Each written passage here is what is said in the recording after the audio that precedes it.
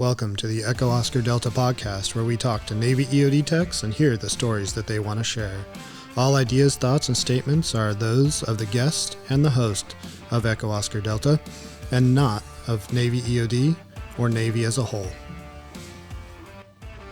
All right, today we have Rich Mahone with us. He did 30 years of service, pretty much all up and down the rank structure, retired as a lieutenant commander. Was in from 75 to 2005, did 11 deployments, and pretty much went all over the world where you were in. Yeah. Appreciate you coming on and talking with us. Well, thanks for having me right off the bat. And so, I know we're going to talk about a lot of things, and I know I told you that, we always want to focus on the people, especially the positive. But there's so many folks that influence our lives and in a positive way. And if, anyone who listens to this, if I didn't mention your name and I know you, it's my TBI kicked in and I forgot your name or I forgot you did something. But anyway, my apologies up front. Yeah, no, I've heard, I've met you once or twice before. Yeah. But I've heard your name quite a bit. So I'm really excited. No, surprisingly, especially from our community, it was in good context. Well, that's amazing. I'll have to pay those guys later.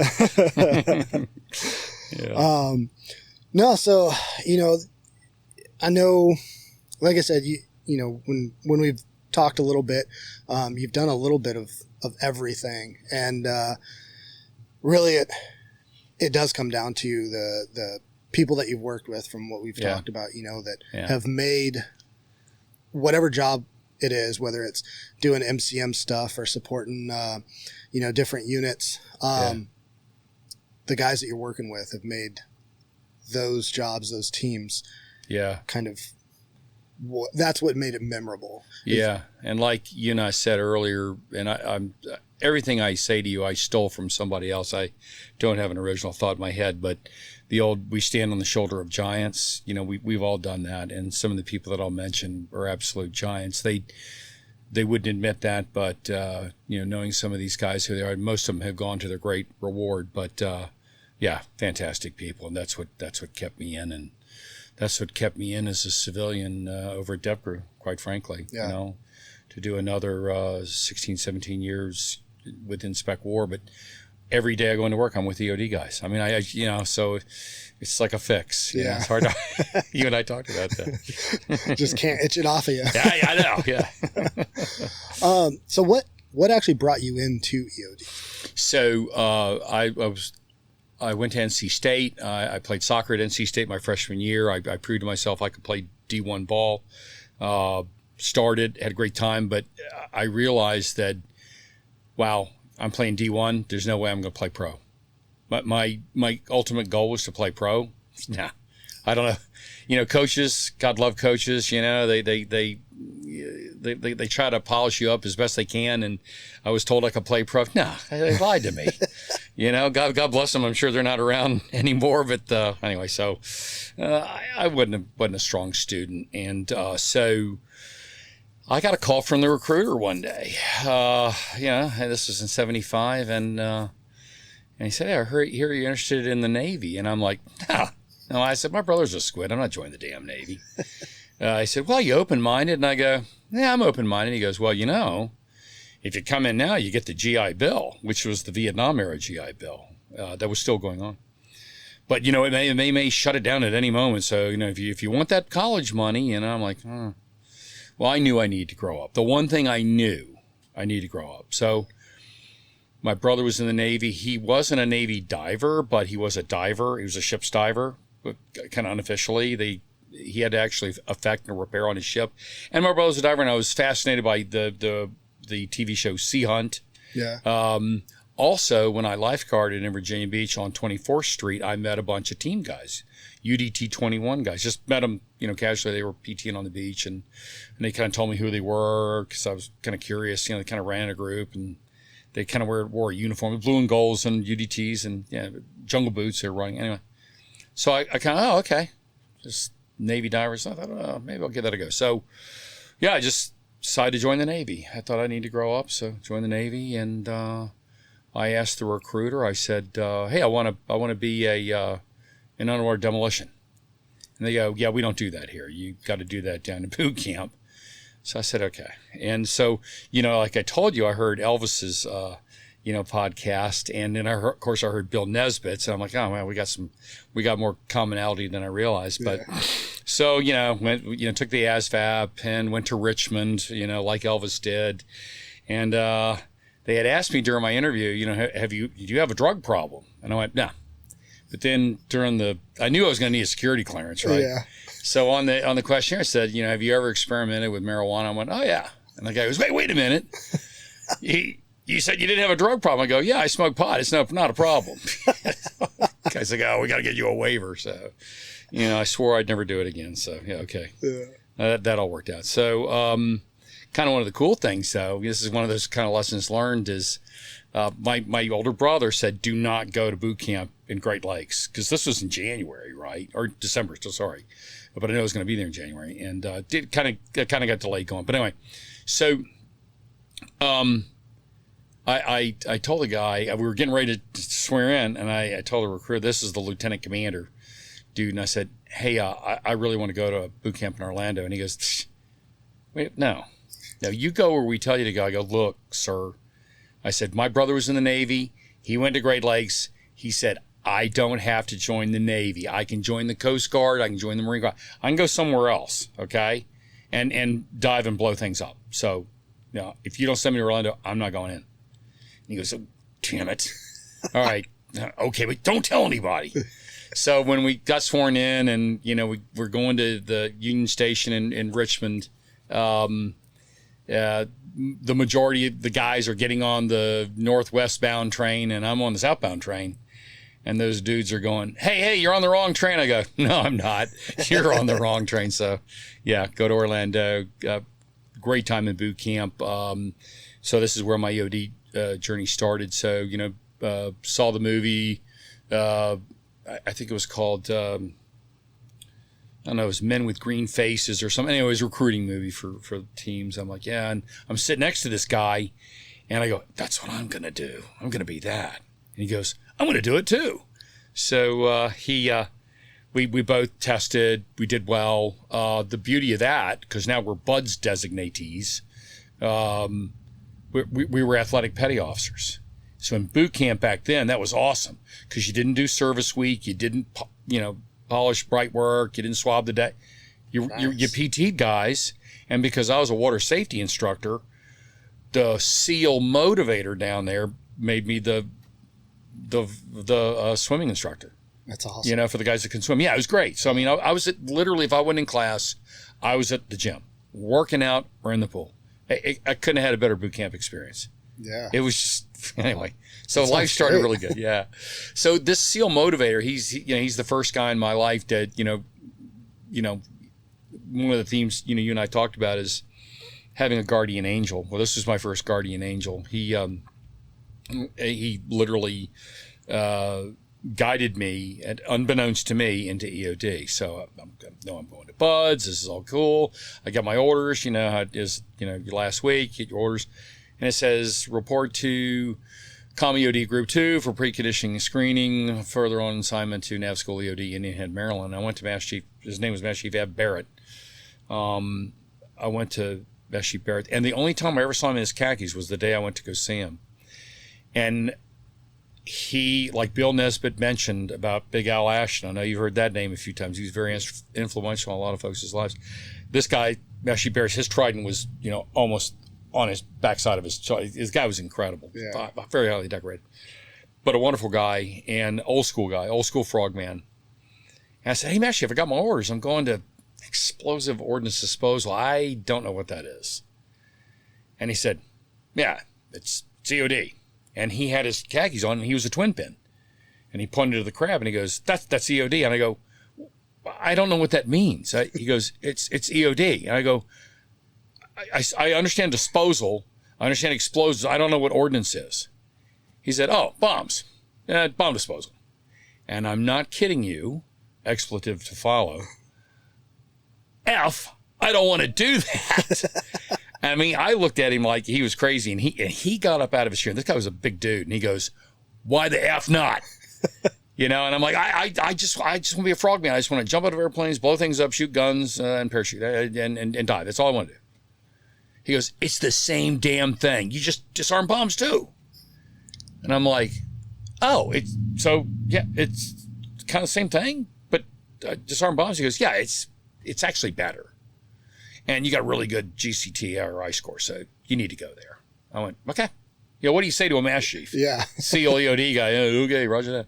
So anyway, went to Signalman A school, which he had a problem with. Master Chief Barrett did. He said, "Why are you going to SMA school?" I said, I don't know. That's where they steered me. They need signalmen, I guess." He goes, "Okay, well, you're probably going to change your rate because that's not a source rating for EOD."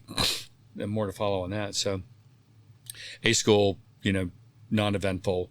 Went to EOD Group 2 for preconditioning screening. That was actually a great experience because I got there in April, and I think I was there for 3 months, and we kind of classed up. So I was in 1B7T, which should have, if it followed the normal naming convention, it should have been 6B75 is what it should have been. But for some reason, we were a transitional class. They'd found money to add 3 more classes, so they put a T on the end. I don't know why they did it, but anyway. Interesting. Yeah, it was weird. But most of my classmates, actually, the guys actually made it all the way through. We were all at Fort Story together, so that was kind of neat. Nice. Yeah, and some noted luminaries out of that class were Greg Larson, Rich Hanoski, Jack Carson. These were phenomenal guys and lifelong friends, obviously. This is where I kind of had another kind of an epiphany when I got interviewed by the Master Chief, one of the Master Chiefs, who shall remain nameless. He said, "There's no way in hell you're going to make it through EOD school because you're just a young punk kid." And I'm like, "Yeah, roger that, Master Chief. Okay." So, I got out of there. And so preconditioning screening was a lot of PT, but it was also, we were the yard maintenance guys. We were painting and chipping. Yeah. If you've ever been over to the old EOD Group 2 casemate at Fort Story, it's a casemate. Well, this next guy that came into my life, Master Chief Charlie Nolan, legendary guy. And like Bill Nesbitt said, I'm going to say legend a lot because these guys they really, truly were legends. Yeah. Anyway, Charlie said, "Skivvy Waver, I want you to figure out how to cut the grass on this hill here. And here's a push mower." Okay, roger that.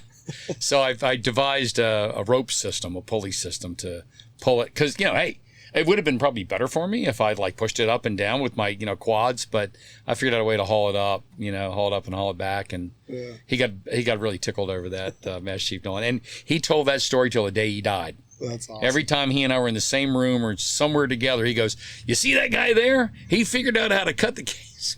Well, kind of like Elvis told you, he had a lawn maintenance service. Well, my dad ran all the gardens and grounds for Colonial Williamsburg. So I was actually probably the only thing I've been competent in my life was cutting grass. I'm not bragging. I was actually pretty good at it. It's not bragging if you're good at it, right? Yeah, agreed. Anyway, but the other guy that took really good care of us was a guy named Master Chief Ed Pasick. I can't remember if he might have been a gunner's mate. I don't know, but a great guy. PT'd us.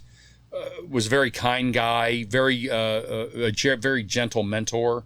I mean, he could have treated us, like crap, but he didn't. We were his boys, and he took very, very good care of us. And then we met the legendary. This guy's maybe the one besides Draper Kaufman. I don't know anyone more luminary than this guy, and it's Commander Larry Ronan. Larry was the chief staff officer, and he was an LDO. Yeah. But I don't know how many tours in Vietnam this guy did, but he was just commander respect without commanding respect. He just you talk about the quiet professional. Still with us, wonderful guy. You need to get him in here. Yeah. He's amazing. He's got the best stories of anybody that's still living and breathing. So more for another day, right? That'd be awesome. Yeah, very cool. So yeah, we went through that.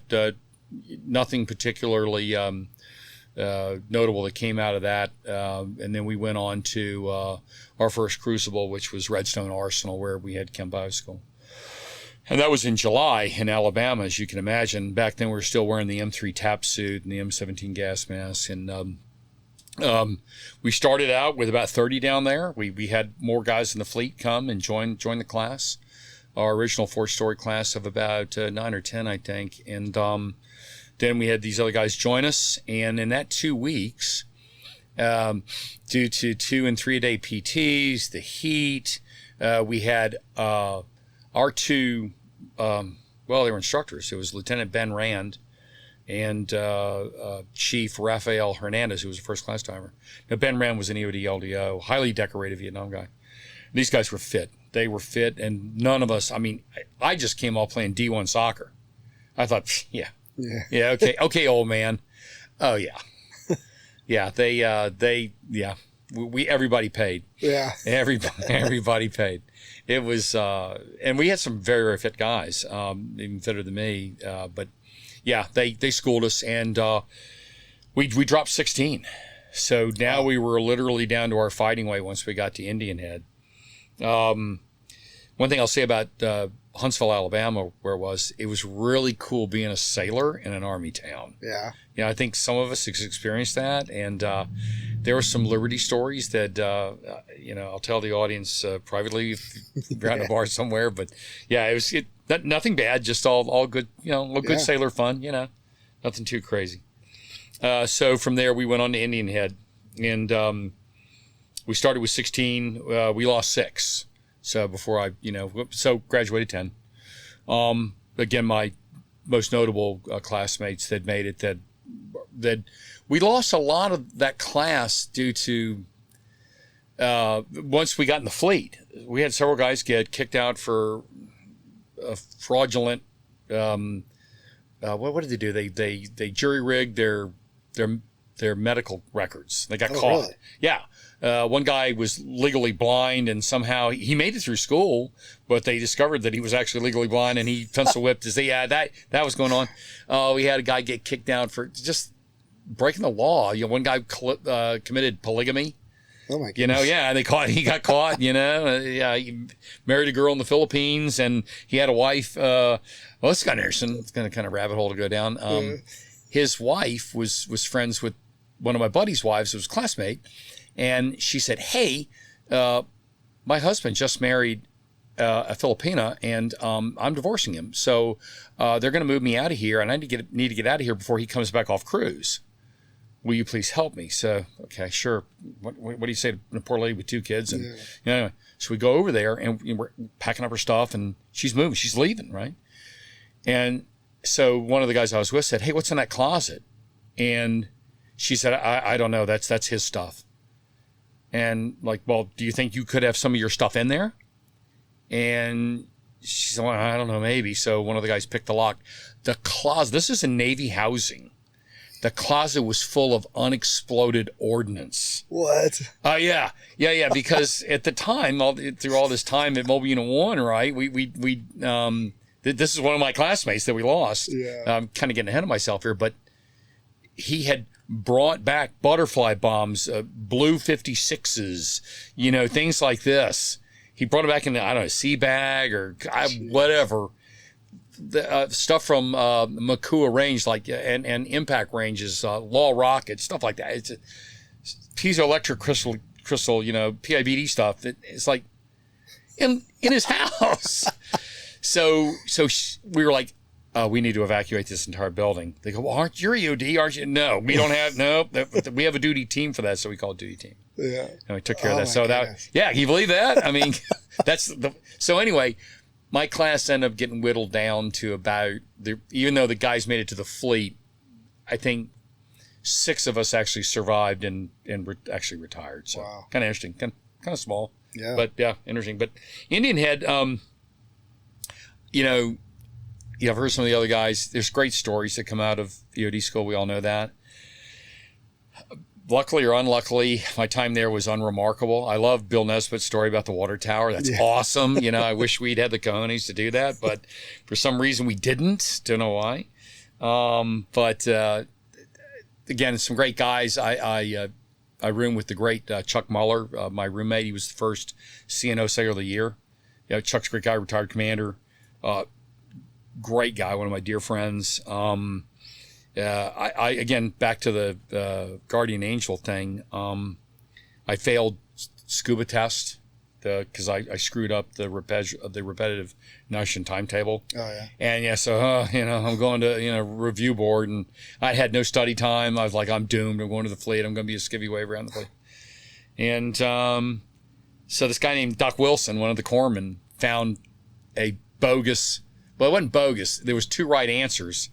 And I got one of the answers actually technically right, so it gave me a 77 versus 74. Nice. Yeah, save me, right? Guardian Angel. You know? Also, during dive phase, we were running in formation, and we saw this gentleman. We were in Stump Neck, and we were running one way, and this African American gentleman was running the other way. But he was running, but he had a fake leg. And it didn't match the color of his skin. And we're like, oh, what's that guy doing? Oh, okay. Well, anyway, the master diver who was leading us in PT stopped us. We did a left face in formation. It was Carl Brashear. That's awesome. Yeah, that guy. Well, we just knew he was some dude, right? Wow. And then so... Gary Magnuson was our master diver, and he said, "Master Diver Brashear, would you like to PT with our class?" And he said, "Thank you, Master Diver Magnuson. I don't have time, but I will drop them for push." So he dropped us for push-ups, and then we ran. But we just knew he was some master diver with a fake leg. Which is like, oh my God, how'd that guy do that? Right. Yeah, it's pretty hoo-yah. That's cool. Yeah, it was. It was very hoo-yah. And there's a follow-on to that. Another Guardian Angel was he was a senior chief bosun mate, Pat McKnight. Pat was a twin pin, highly decorated Vietnam guy. Once again, twin pin guy affecting my life. He had heard that. Well, again, my chief will remain nameless, but he heard my chief, my class chief, who actually told me at the beginning of school, even though we were classmates, he said, "If you're looking for help from me, I'm not going to help you. It took me 10 years to get EOD. I'm going to not help you get through here. So just so you know." Wow. Right? So I got that going for me. Well, McKnight overheard him conspiring with another classmate to give me the wrong information. My P2 was to give me, and by the way, that P2, you know who that guy was? Yeah. The guy that had the explosives in his closet. That guy, Karma. It all lines up. Yeah, yes, it does. So anyway, McKnight heard that. And so I'm going down range, and I had a British Mark. It was either a 6 or a 12. One was mag acoustic, one was mag. So what do? You're going to take the mag acoustic precautions. Yeah. Well, these guys were insisting that, you're going to mis-ID it. It's the 12, don't take, whatever. And I'm like, no, I'm pretty much sure they told us to take the most. No, you're going to mis-ID it. You're going to fail. And I'm like, whatever. Well, McKnight told me when we walked down range, and he goes, "I don't know what's going on with your class, but go with your gut on this, okay? That's all I'm going to tell you." And I did, and nice. And I got like a 90-something. Anyway, did real well. But the other thing that Pat McKnight did for me, and I'll never forget this act of kindness, and this is all throughout my career, somebody was taking care of me, being nice to me.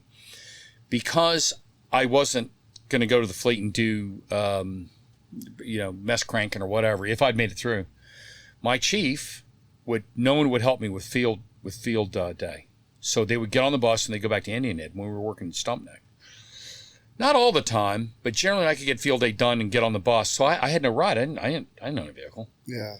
And McKnight would stick around and then take me back to the barracks. That's awesome. He didn't have to do that. Yeah. He didn't live at NOS. I think he lived over in Walter. Anyway, it was out of his way. And he made a mental note of that. So this guy was, again, guardian angel. He was taking care of me in ways I didn't know he was taking care of me. Yeah. And I found that out later. Someone also said that, yeah, McKnight thinks a lot of you. And so, and McKnight and Barrett, the Master Chief from Orlando, were good friends. Yeah. So evidently Barrett had called McKnight and told him, hey, watch out for this guy. Take care of him. Nice. And that, yeah, see? I mean, it's just, yeah. That is something that I think is people don't realize on the good and the bad side, but on the positive side, good dudes, people call ahead and yes. we let each other know. And I know, when I take a team and I find out who's going to be on my team, I start calling the Chiefs. And tell me about this guy. Smart. Where was he? What are his goods? What are his bads? What do I need to work on? Exactly. Like, what can I help him with? Yeah, that's awesome. Rising tide floats all boats, Absolutely. Yeah, it absolutely works. And it's good to get intel ahead of time, isn't it? Yeah. You can get ahead of a problem instead of, waiting for it to hit you in the head. Exactly. Yeah. Another, not very eventful Indian Head tour. We did have to, they had to blow up the ice in the Potomac to get us in. Okay. So we were doing service supplied, Mark 1, Kirby Morgan Band, or Jack Brown, and the Mark 5, the old, deep sea diving dress. Yeah, we had to get, that was challenging because those suits they wasn't a dry dive. Yeah. You're going to get wet. But anyway, that was interesting. That's going to be cold. Yeah. The only, besides the one I told you about Pat McKnight with the British Mark 6, this was interesting. And this is, again, taking care of your people. First bombs practical test. They still have destructors, so they still teach the destructor, the one with the golden one-way plug and the cable. Yeah.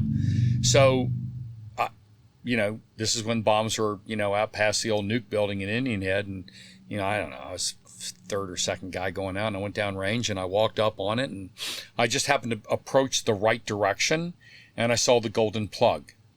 It was in the 3 o'clock position. I saw it, and I looked at it, and I went, that's probably a Mark 84. It looked to be a 2,000-pound bomb, but I wasn't going to walk up on it. Yeah. Right? Because, you got to strip down, do all that. So I'm like, okay. So I went back. I drew up the, RSP and, this and that, and, gave it to the instructor. And at that time, the guys that went through in my era, if they listen to this, there were, again, I won't name them. There were 3 guys, 3 Air Force instructors. Nothing against the Air Force, but these 3 guys, their last names all started with an S. And they hated Navy EOD. Don't know why, but allegedly the class before us, a guy in the class got into a fight with them, and it was the nitro. It was before the powder keg. You hear the powder keg a lot, but up in Indiana, it was the nitro before it was the powder keg. That was our watering hole on base. That was the alleged thing that they didn't like Navy guys. So this guy really, and this guy was Air Force E7, which is kind of a big deal back then, right? The other guys were, I think, E6s. So he turned me in to the division officer out at Bombs Practical. Good guy, so I'll name his name. This was Gunnar Hashhagen. Great guy. I think he was an old Vietnam guy, whatever. Marine. And so he brings me in, kind of a kangaroo court, brings me up on charges of cheating. Yeah. He cheated. And Gunnar goes, okay, why do you think he cheated? And he said, hey, he walked up to it and he ID'd it and he's got everything right. And he said, all right, what do you got to say for yourself, Seaman Mahone? I go, well, I saw the golden plug. I saw that the lugs were they weren't, 16 inches. They were obviously 30 inches. You weren't that close. I go, I could tell from that far away. It's a big difference between, 16 inches or 18 or whatever it was and 30. Yeah. And it looked like to be a 2,000-pound bomb. I knew the difference between a Mark 82 and 83, and the 84 was just huge. So I didn't see any need to go further. And as the RSP is just, well, we won't say what the RSP is. But anyway, sorry. I almost went down that lane. But anyway, the RSP is very simple. Yeah. And Hashhagen looked at the guy, the instructor, and he goes, you know what? Sounds like the seaman was just lucky or he was just paying attention. Okay, continue on. You passed. Nice. Yeah. awesome. I was pretty stoked, but I thought, oh man, these guys now they're gonna, but they didn't. They didn't come after me. Yeah, that's so, good. Yeah, that was cool. Yeah, so I was very, very thankful for that. So, near the end, the end of school back then it was Pax River. We're done with Pax River. We're coming back on the Mike boat, and I'm typical my class. The chief said, let Mahone clean everything. So on the slow boat back, I didn't clean everything, but I cleaned most things, especially the Mark V hose and all that stuff. No big deal. Yeah. I was used to it. Okay, I'm an E2. I think we may have had another E3 or E4 in class. It was either Hanoski or Greg Larson. And they may have been petty officers by that time. Yeah, in fact, I think they were.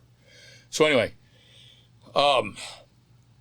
the diving officer was another angel on my shoulder, Bosun Charlie Wharton.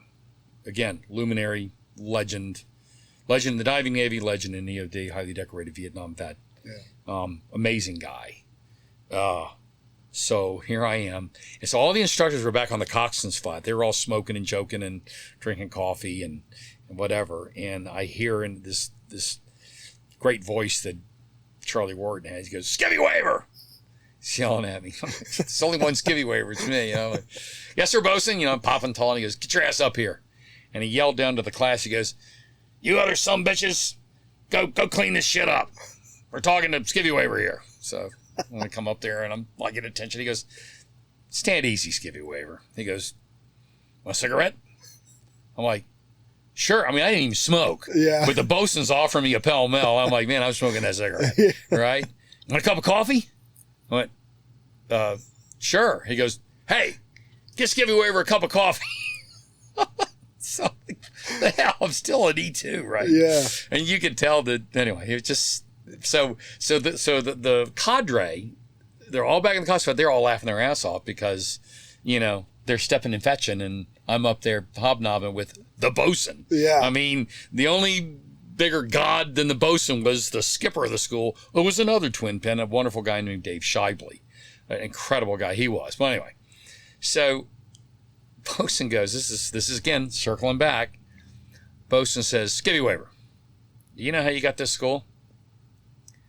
I said, actually, no. I don't know. He goes, "You remember that 9-fingered frogman down in Orlando?"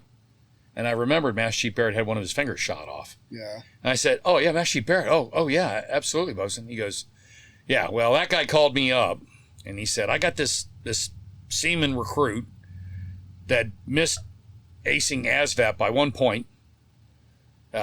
He smoked the run in 505 in Boondockers and dungarees, and he smoked the PT, he smoked and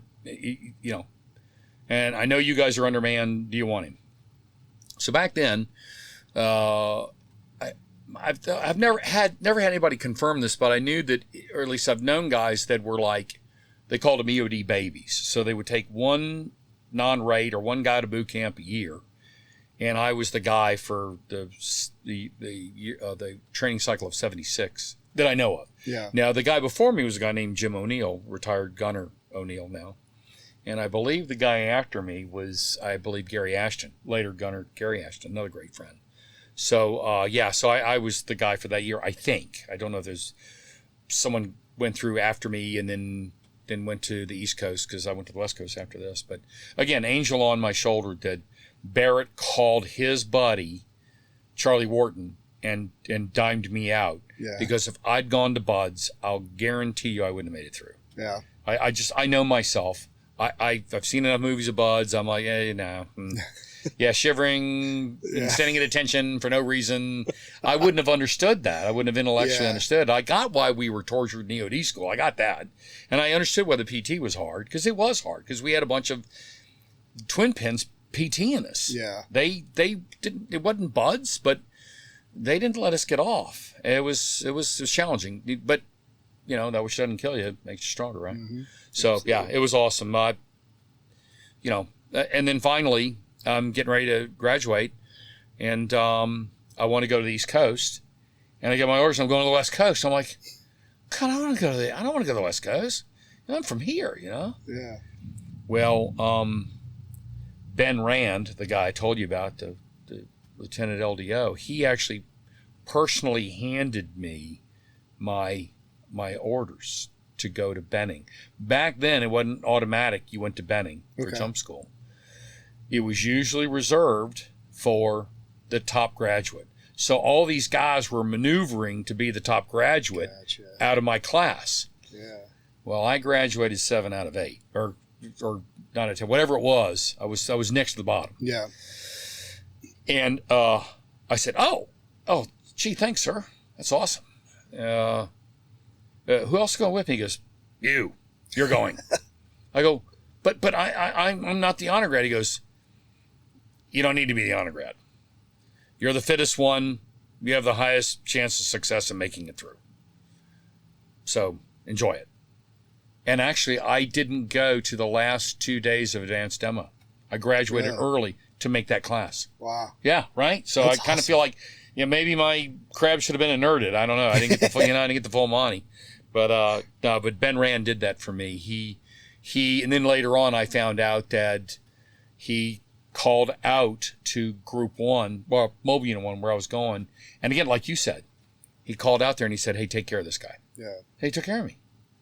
And so that takes me into Mobile Unit 1.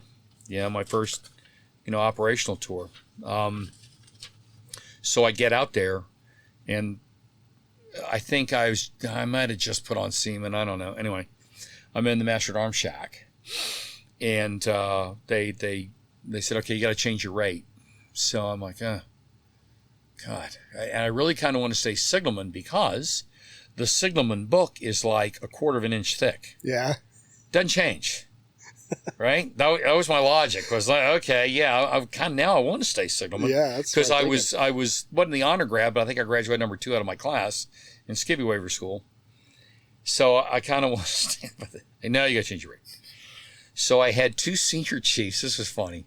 2 senior chiefs, Dave Hart, a bosun mate senior chief, who was down to dive locker, and then a gunner's mate senior chief who ended up being my greatest sea daddy. His name's Stan Riley. Yeah. They were kind of fighting over, who, well, well, what's Mahone going to pick? Anyway, so Dave Hart, who I admired because he was the primary boat driver for the Mobile. The guy could drive anything. He was an amazing guy. And he's an old Vietnam guy. And he was also a marine mammal guy, back when the marine mammal thing was in its infancy. Yeah. Yeah, amazing guy. But anyway, he said, okay, he said, he put it this way. He said, if you lose your quals and they kick you out of EOD and you can't ever dive again, what do you want to do? I said, shoot guns and drive boats. He goes, there you go, bosun mate. I go, yeah, but, I like shooting guns. He goes, skivvy waiver. Who do you think shoots guns? It ain't the gunner's mates. They fix the guns. Ask anybody about that. Yeah. They and they don't drive boats. So makes sense. Yeah, I'm like, okay, well, okay, that's that was it. And the other selling point was he said, bosun mate, the rate itself doesn't change. He said, my chief's exam was the same as my 3rd class exam. Yeah. He said, gunner's mate, you're not working in your rate. Hard to stay on top of it. So, you want to struggle or you want to take something easy? And he said, and the other thing, bosun mate, they don't change the questions on the test. They just don't. So when you take your 3rd class test, you go in, don't do anything until after the test, except for going with a highlighter and highlight every question you can remember. I did exactly what he told me to do all the way up to chief, and I never really worked in the rate, but I smoked because I did what he told me to do, right? That's awesome. Yeah, it was very cool. But then when I went to go see Stan Riley, who later I cruised with, who, I love like a father, I went to him and I was very reticent because I already loved Stan. He was a great guy. He'd always been good to me. He said, all right. And he called me Majoni. Majoni, what rate are you going to pick? And that's how he talked. And I said, bosun mate. And he goes, I knew it. I knew Hart was going to get to you. And he said, why are you going to do it? And I told him why. And he said, that makes sense. Okay, fair enough. Yeah, you got me on that one. All right. He goes, gunner's mates are just bosun mates with hunting licenses. You know that, right? I said, yeah, I've heard that, Uncle Stan. Yeah, I've heard it.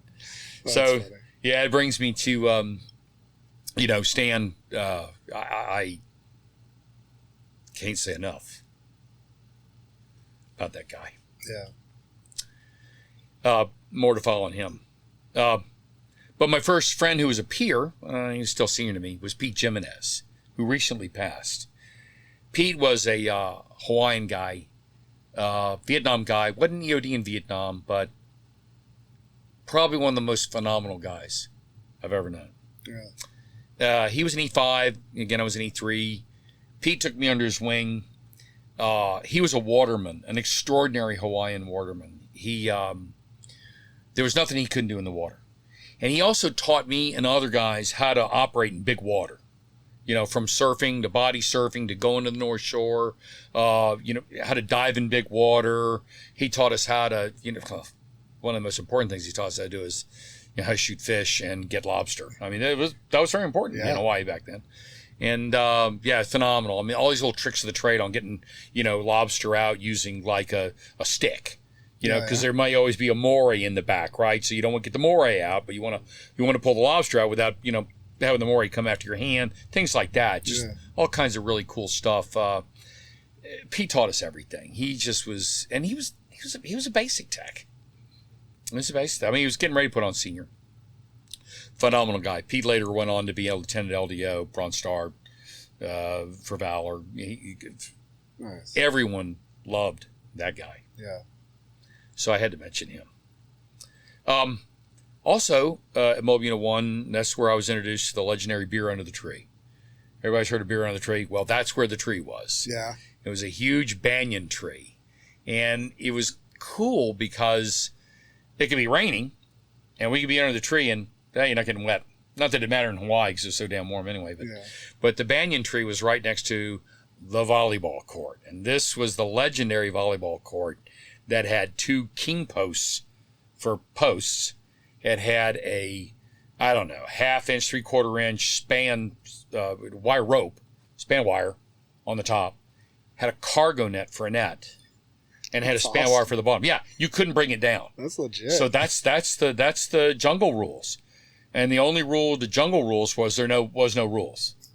So if you got in the net, like you'd see 4 or 5 guys get in the net, charge the net, actually climb the net. Yeah.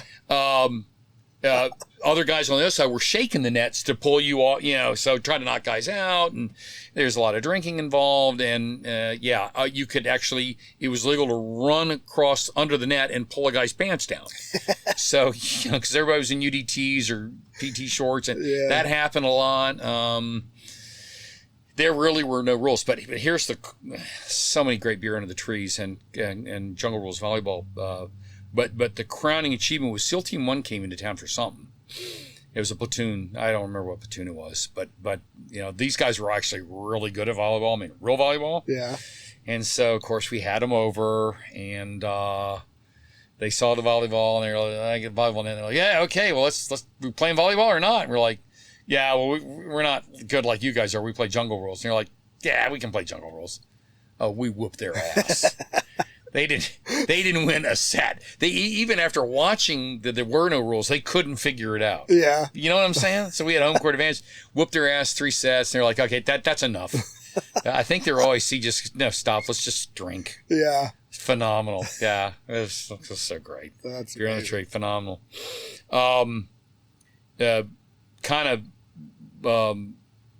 Before I went on my first cruise, we were talking about take the hard jobs. Yep. So I had to get a hernia operation again, like Bill Nesbitt. So they put me in the pubs vault for a while. And so I went in there. I just did my job. It sucks being in the pubs vault, but I did it. Kept my mouth shut. I'm a seaman. What am I going to say, right? Yeah. So a friend of mine, a guy named Charlie Roberts, later Gunner Roberts, another great guy, said, "Hey, you want to go to Panama City, Florida, and Puerto Rico for like 6 months?" I'm like, "Yeah, Absolutely. yeah. What am I doing?" He goes, "There's a new diving rig coming out, and it was the predecessor to the Mark 15. Back then, it was called the Mark 1 Swimmer Life Support System." He said, "Yeah, it's a new rig coming out. You guys are going to go trial it So do you want to go full per diem for 6 months? And I'm like, oh yeah. Yeah, my first TAD job was probably maybe one of the best I ever went on. Phenomenal. But the cool thing about this is that, remember I told you that, I was introduced into Navy diving by the UDT 21 guys that were on the beach. Well, one of those guys, a guy named Dennis Richardson, was on this TAD job. Oh, really? Yeah. I met him and I went, hey, I remember you. And I don't think he remembered me, but he was nice about it. That's pretty cool. Yeah, it was cool. But we spent a month down in Puerto Rico just swimming, just compass swim. So, you're working a half hour, then an hour on the rig, then 2 hours on the rig, then 3 hours on the rig. And because that rig was just, unless it flooded out, it kept going because rebreather, right? Yeah. And it was going to take the place of the Mark 6 and I believe the Emerson rig. More on the Mark 6. But anyway, again, angel on my shoulder. This guy came up to me, really fit guy, kind of a wiry guy. He came up to me and he said, hey, I need to back up. When I deployed with a guy named, a chief named Norm Case, wonderful guy. Later worked with him. He was a Vietnam era EOD guy. And the first Australian I ever met, a guy named Tony I. Yeah. Tony was a petty officer clearance diver. Aussie clearance diver, and again, another phenomenal guy, a legend in the Aussie Navy, even back then, right? Another Vietnam veteran. So I guess I don't know. I was kind of hoping to dive with Tony because I knew Tony was a really, really strong swimmer. So there was a lot of competition. It was like, hey, who's going to be the first team? You know how we are. Yeah, absolutely. Yeah. Someone's got to crush the swim, right? Yeah. So this lanky guy comes up to me and he goes, in this great Jersey accent he had. I wish I could imitate him. He goes, hey, I heard you're a good swimmer. I went, I don't know about that. I didn't know who this guy was. He goes, I'm looking for a good swimmer. I go, well, I'm not slow. I heard you're pretty fast. He goes, I know all these other guys. You wanna be my swim buddy? I'm like, okay. Yeah, sure. He goes, all right, don't let me down because we're going to win every one of these swims. I'm like, oh, shit. Yeah. Oh, great. But again, I'm a young guy. I'm still a seaman. Yeah. So I'm like, I'm still pretty fit. I think, maybe. Sometimes I don't even know that guy. But anyway, so this guy's name was Bob Schamberger, Twin Pin. I didn't know that. I didn't. Could have been a Green Beret for all I know. Yeah. So we had SAT divers. We had every diving NEC on these trials. We had like 32 guys, these different dive teams. So anyway, Bob and I don't recall us losing a swim. That's awesome. Yeah. And this is Bob Schamberger. Now, I was just along for the ride because Bob wouldn't let me drive the attack board because he was the pro. Yeah. Well, later on, I found out, and Bob was a first-class engineman at the time. The team guys came to me later, including our master diver, who had been a team guy, a guy named Dusty Rhodes. He actually owned the bar called Down the Hatch, which is right outside the gate of Panama City. Dusty, again, another amazing guy. But anyway, Dusty said, we put you in the saddle with Super Seal. I said, Super Seal? Wait, who, Bob? He goes, yeah, it's Super Seal. I go, okay, what does that mean? He said, he's Super Seal. Bob can do everything. He's good at everything he does. I went, oh, well, thanks, Senior Chief. I appreciate that. But this started a very close friendship with Bob Schamberger. Nice. So here again, when this whole thing was over, Bob called back to mobile unit, and he knew a bunch of the guys at the mobile unit because he was an EOD guy too. Mm-hmm. He called back, and he had, they were EOD guys back in the day in Vietnam that were, in his platoon in Vietnam. And of course, he knew Stan Riley. And he said, hey, take care of my boy. And Stan said, I will. He goes, and by the way, he's my boy. That's awesome. Yeah, I know, it was really cool. So Stan and I and our team, back then we were called teams. We were Mobile Unit 1, Team 1. We were on the USS Constellation. Fairly uneventful cruise, typical Westpac, a lot of fun. you know, from Yokosuka to Chinhae to a lot of time in PI and Guam, and it was all good. Nice. Learned a lot, and so one of my lessons learned on there, because you and I talked about this, was I'd ask Stan a question, and he'd say, I don't know, go look it up, but come back to me with the answer. And I'm like, damn, this guy sure doesn't know anything. He doesn't answer anything. So I come back and I go, oh, it's, you know, this thread count on that nut, on holding this, you know, dial on it, whatever the question was. I said, man, I learned so much just looking that thing up. He goes, that's why I have you look it up. Yeah. I want you to learn trying to get to the answer. I'm just not going to ever give you an answer unless you need the answer right now because you're disarming a bomb. And we actually did have to pull a fuse out of a bomb that was hung and damaged on the wing of an A6. Really? Yeah, it actually happened. Really happened. We actually downloaded the bomb. You know, the airplane was the last one to land. We had downloading. I think we had a 376 in the tail, and we unscrewed it, and Stan gave it to me and let me throw it over the side. Nice. That's kind of cool, yeah. And the flight deck was like, you know, totally vacant. You know, it was just eerie. But anyway, that was really the only true exciting thing that happened. But this is where Bob Schamberger comes back. When we were in PI, we had an inordinate amount of time in PI. We had, I think we almost spent a whole month there. It seemed like it. Stan says, hey, I want you to go down to the Spec War compound if you want to, you know, go operate with Team 1. I'm like, doing what? He goes, I don't know, doing EOD stuff. I'm like, oh, okay. Well, Bob Schamberger had called Team 1. And again, why would he care about me? You know? He called Team 1, and they already knew who I was. Actually, one of the guys in the platoon was a guy that we were in EOD school at the same time. Nice. He was a petty officer, first class, so I didn't really know him. But we were in the same platoon together. And we actually were going, and you know this, you've been to PI. At that time, there was sailors, the Filipino Marines, various folks have been targeted with IEDs. Mm-hmm. They were getting the explosives from the unexploded ordnance on the impact ranges there in PI. So the platoon was going in, and let's just say we were taking care of the bomb makers. Gotcha. Yeah, so early Spec War experience being the EOD guy in the platoon. That's awesome. Yeah, and I asked Dave, the team guy that I knew or that I was familiar with, hey, but I'm just curious, you got guys who are a lot more experienced. Why'd you pick me? Well, you know Bob Schamberger? And I go, huh. Yeah. He goes, yeah, Bob and I were in Vietnam together, and Bob speaks highly of you, and he says he thinks you're a good stick, so, you know, that's why you're here. And plus Stan Riley recommended you. And everybody knew Stan Riley. Everyone in the world knew this guy. Stan, after he retired, continued to influence my career. Yeah. Years later. It's amazing. Yeah, anyway. Again, so. That is awesome. You know, you look at, man, sometimes you think, why do certain people get to do this, that, or the other, right? And, you know, I think about just some of the things that I've been able to do over the years, and really, like, now that I have,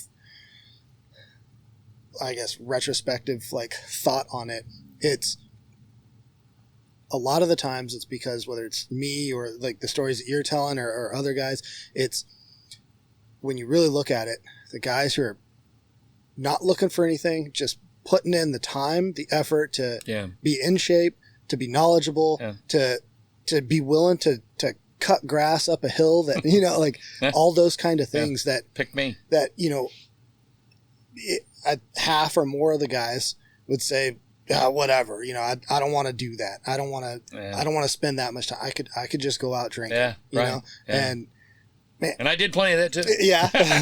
And if you spend that time just kind of sucking it up, learning what you can, being available, be a teammate. Exactly. Be a teammate. It'll pay whatever off. That is. And that was the point Charlie Roberts made to me when he told me I got that job in Panama City. He said, because you kept your mouth shut and other guys had been in and out of the pub's vault and cried and whined about it, you didn't. That's why we're giving you the good job. We're sending a message. Shut up and do your job. That's what Charlie told me. I'm like, boy, that was a lesson learned. Just take the crappy jobs and it'll all even out in the end. And in my case, I got paid back in spades. I still can't.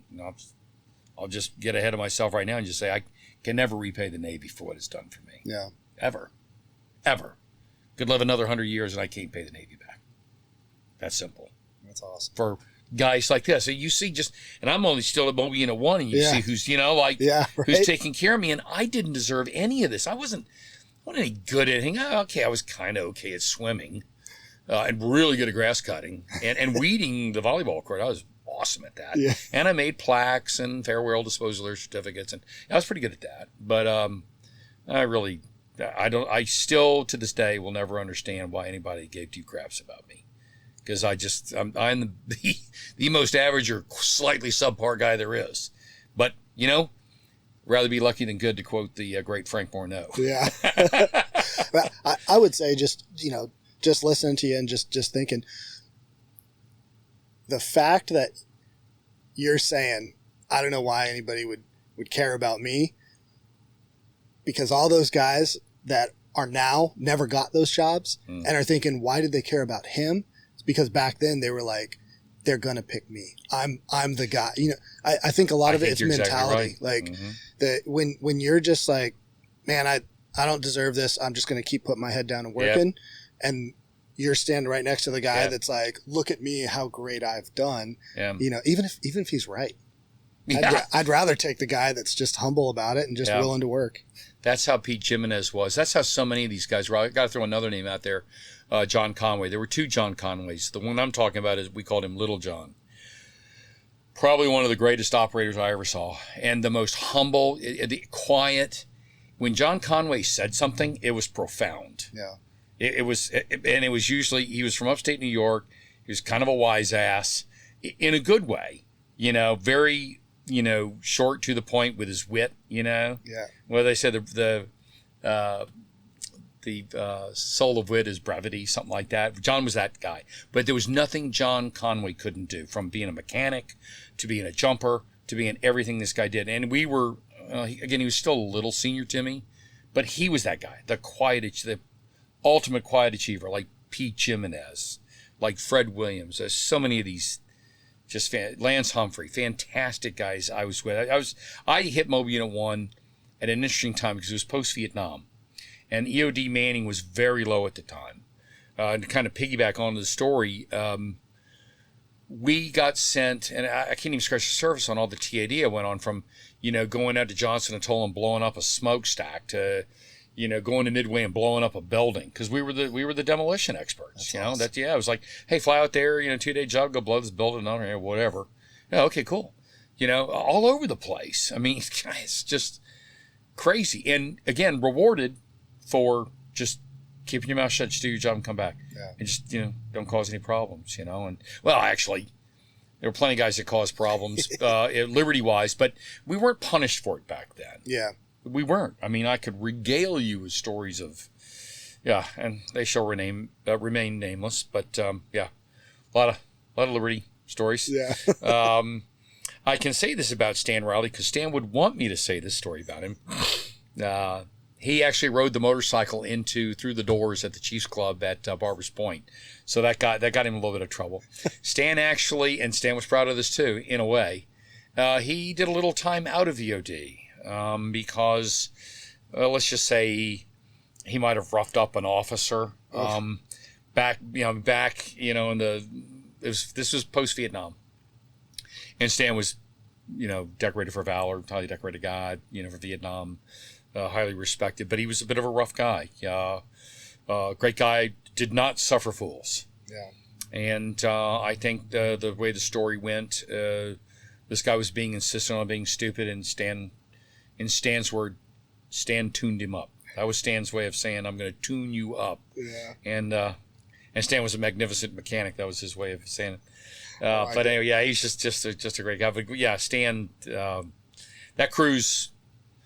So this is what that did for me. This was kind of an interesting kind of rabbit hole to go down.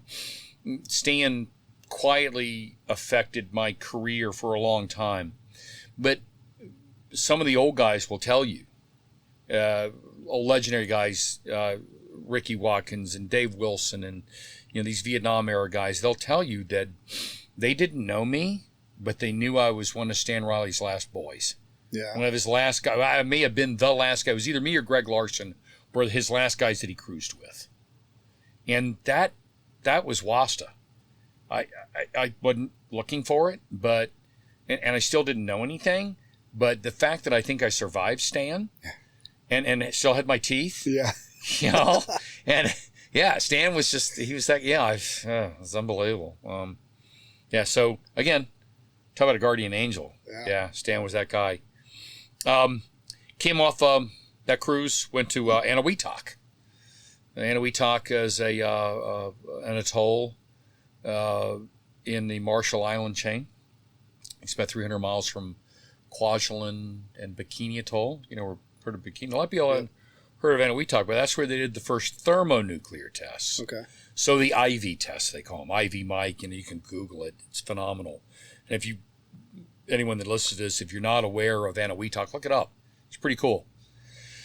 Was there for like 7 months. EOD Mobile Unit 1, I think we were Team 5. And it was me, Lieutenant Bernier, Charlie Galbraith, and Max. I'm trying to think of Max's name. Scott Maxwell. Anyway, we were there with Harbor Clearance Unit 1 and Harbor Clearance Unit 2 guys, detachment. So our job was to clean the atoll up. Okay. So there'd been all these targets there, service targets that they were looking at the instrumented these targets, service targets, ships, things like that. Mm-hmm. Our job was to take the remnants of war and they were basically giving the atoll back to the Eniwetok people. And because they'd been taken off the island, obviously, during the tests. And they wanted their atoll back. So we were there doing a lot of underwater demolition. I mean, boy, you talk about tradecraft, learning underwater demolition. Boy, that was the place to do it. Awesome. And there was a lot of EOD work there. There was still a lot of remnants of war, mostly mortars and grenades. That's really all we saw. We didn't see any big ordnance. Yeah. But we'd have to, bip those things every once in a while. Because there was a significant, in the island hopping chain, Nimitz's island hopping chain, the Battle of Eniwetok was one of them. And it was just one of those atolls that they needed the landing strip because they were, island hopping. Pretty cool. That was, man, diving, just the experience of diving. I probably got more time on a snorkel because so much of what we were doing was really only in 30 feet of water. Yeah. And there's a bunch of guys, the older guys that may listen to this, that will also have fond memories of Eniwetok, but made lifelong friends from Harbor Clearance Unit 1 and 2, these divers. I'm still friends with these guys to this day. Phenomenal guys. Love those guys. There were no ladies really there. Not a lot of entertainment. This is in 78. So, we'd have like movie night. And, man, there was a lot of beer. I drank a lot of Primo beer, a lot of Olympia beer. Eventually, we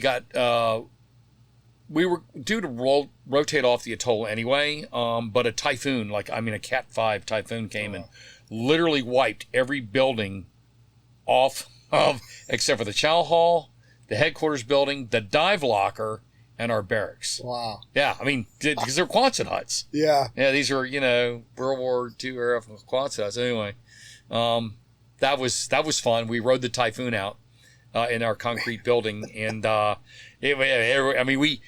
the exchange had a typhoon sale, and everything must go. Yeah. Yeah. I got a Rolex watch for $300. Wow. We bought the typical Navy divers. We bought all the booze and all the beer because the other knuckleheads, which we were the small contingent, the rest were, I shouldn't say knuckleheads. I love my Army and Air Force guys, but, they just, I don't know what they were thinking. Yeah. We got in there and bought it out. So they were begging us for booze. We were like, okay, here's a bottle of Captain Morgan's. Here's a bottle, here's a case of Primo or something. Phenomenal. It's one of those things you never forget. Well, that's great. Yeah, I know. That was awesome. Yeah, and then we did see they literally blew up one of the islands. There's this huge hole. Wow. It was an island, ain't there no more, but it's a big ass hole in the core. Yeah. And the lobsters and the the shells we got out of there, black coral we got out of there. It was extremely, I heard Bill talk about shark-infested waters. It was shark-infested, I got to admit. Yeah. But the only time we got out of the water is when we saw a gray reef or a tiger shark. Yeah. The reef sharks, the black tips, the white tips, the whatever else, we didn't get out of the water for them. But every once in a while, we'd get out of the water if we saw a certain type, because we were told by the marine biologist to get out of the water if you see them. So that was, Gotcha. yeah, that was pretty cool, but phenomenal. Kind of the filler time at Mobina 1, you probably heard of Koalavi. Koalavi, no. Okay. It's a little island. It's a little tiny island. When you look at the Hawaiian island chain, it's south of Maui. Okay. It's a bombing range. It was a bombing range for years. I mean, there'll be guys that you'll talk in the podcast that know a lot more about Koalavi. I spent almost 11 months on Koalavi, usually a month on and a couple of months off, whatever, in between deployments. And it was, so the reason we went there, bombing range, so they were going to give the island back. So they had to clear it, And so we were there to clear it of ordnance. There were also archaeological surveys going on, so we had to escort the archaeologists to be sure they didn't blow their foot off, because there were a lot of, BLUs, laying around, a lot of Mark 82s, that kind of stuff. So yeah, when the carrier strike groups were coming in to go to the Westpac, they dumped their bomb loads and practiced on targets at Koalavi. Phenomenal demo experience. I mean, just ID demo, practice render safe. We didn't do a lot of that because we just wanted to bip it and go on. Yeah. But then there was a kind of an unusual program called the Goat Eradication Program. Goat Eradication. Yeah, it had been. Someone may correct me on this. I think I'm getting it right. Maybe Mark Nelson or one of these other, Lance Humphrey or John Conway will call in. But anyway, or they'll make a comment. It had been a ranch, and they got all the ranch animals off except for the goats. They couldn't catch all the goats, so the goats were eating all the vegetation. So now you got a major erosion problem going on because it was all dirt and dust and all that. So I think the National Forestry Service was repopulating the island with trees, and we would blow holes in the dirt so they could put the trees in with, I think we're using Mark III shape charges or Mark I's, one or the other. But we had to go on the island and kill these goats because there was unexploded ordnance all over the place, and they couldn't trust anyone else to do it. So they gave us, literally, me and a guy named Tom Thompson we lived up on top of Lua Makika, which was the highest point on the island. We just live out under the stars. That's with a ton of water, ton of beer, ton of sea rats, and 40 mic, unlimited. We had claymores. I mean, man. It was awesome. Yeah, we devised ways to herd the goats into like a kill zone and wipe them out. Then it got to the point where it was hard to hunt them down anymore. Yeah. Then we were hunting them out of helicopters. Gosh, that's awesome. Yeah. I mean, we were looking at each other. I mean, Tom and I were like strapped into a Huey one time. We're looking at each other and we're like yelling at each other, like, we're getting paid for this. Anyway, well, not proud of, killing poor goats, but hey, somebody had to. I mean, yeah, it had to be done. May as well been you. Hey, sorry, man. It sucks to be you. Then my final tour was on the USS Shasta and AE. Uneventful cruise, but a phenomenal cruise. I got to give a shout out to my chief, Mike Gaspard. A lot of guys were trained by Mike. Phenomenal guy. A lot of guys that went through Panama City in the 80s. Mike was their instructor. He was just a great guy, old California boy. And Stan Riley was from California too. They were good friends. Great cruise. I mean, for an AE cruise, which usually not a lot happens during an AE cruise, we did have we had a bent spear. We had a bent spear. Okay. Yeah, that happened. Wow. Yeah, that was exciting. Yeah. Yeah. And we were con repping with the Midway, and John Conway, my dear friend, was on there along with Charlie Galbraith, my former teammate, and we saw that whole thing kind of, and we had emergency breakaway, and that was pretty hoo-yah. But okay, but lots of jumping, lots of diving. We left Guam. Your old stomping grounds, and we ran over a bunch of fishing net, and the Chang, told the old man, hey, we got fishing net, we need to get it cut out, get the EOD guys out, and the bosun on the Shasta ended up being a good friend of ours. Always make friends with the bosun, right? Yeah. And and he was a paddy diver, and he knew, I don't know, we got on the subject of diving, and I said, yeah, one thing kind of freaks me out is like if I'm diving in really, really deep water and it's like like a mile below me, and or dark water, it's kind of freaked out about it, and he goes, really? Oh, okay. Well, anyway, so we're launching the motor whaleboat to go, because we got to cut this line out quick, right? Because we're adrift. And literally, I'm the diver splashing, and while I'm on the gunnel, I'm a BM3 by this time. The bosun goes, "Hey boats, guess where we are?" I don't know, Pacific Ocean, bosun. He goes, "No, we're over the Marianas Trench. It's like 35,000 feet below you. Have a good time, buddy." I'm like, oh, that's terrible. Yeah, I was petrified. Yeah. Like, because my imagination ran wild. I know it sounds terribly fifth grader, but I'm still a fifth grader and mentally. Yeah. But I'm just, I'm like, yeah, I know, because I'm looking straight down into the deep blue. It's like, what is it? 7 miles down. Yeah. Crazy. Anyway, cut it out and got back on board the ship. But had a great cruise, phenomenal team. Yeah. And then I had made a promise to my mom and dad that I would finish my college degree. Yeah. And I got out. I didn't want to get out, but I wanted to finish my degree. And my intention was, I'm going to come back as an officer, right? I'm going to get my degree and I'm going to be an 1140. Yeah. Or whatever it was back then. Might have been 1105. I don't know. Anyway. So I stayed in the reserves. I was at EOD Group 2 Reserve Unit. I was the only enlisted guy there. So any dive jobs we got, I was the diver. But the guys, there was enough guys there to make a dive team, and they were all officers. So usually it was like, hey, we don't really want to dive. You want to get in the water? And it's no reflection on them. They were great guys. I was happy to get in the water. I'm like, yeah, okay. Yeah. I'll get in the water. Cool. But the interesting thing about this 2 years was kind of like, again, like Bill Nesbitt, and did my 2 years. I ran into Charlie Wharton, bosun Charlie Wharton again, the guy that really kind of got me into EOD. He was running he's running the diving division for all of Group 2. And there wasn't a mobile unit 2 at the time. They may have just been standing it up. But anyway, I was at Group 2. And so Charlie Wharton, once again, is my sea daddy. Again, angel on my shoulder. Charlie took care of me. I got to go TAD with them. We got to do the Navy diving display tank. Charlie always had me there. Whenever we went somewhere, I got to ride in Charlie's red Jeep. And, back then, drinking and driving was kind of legal.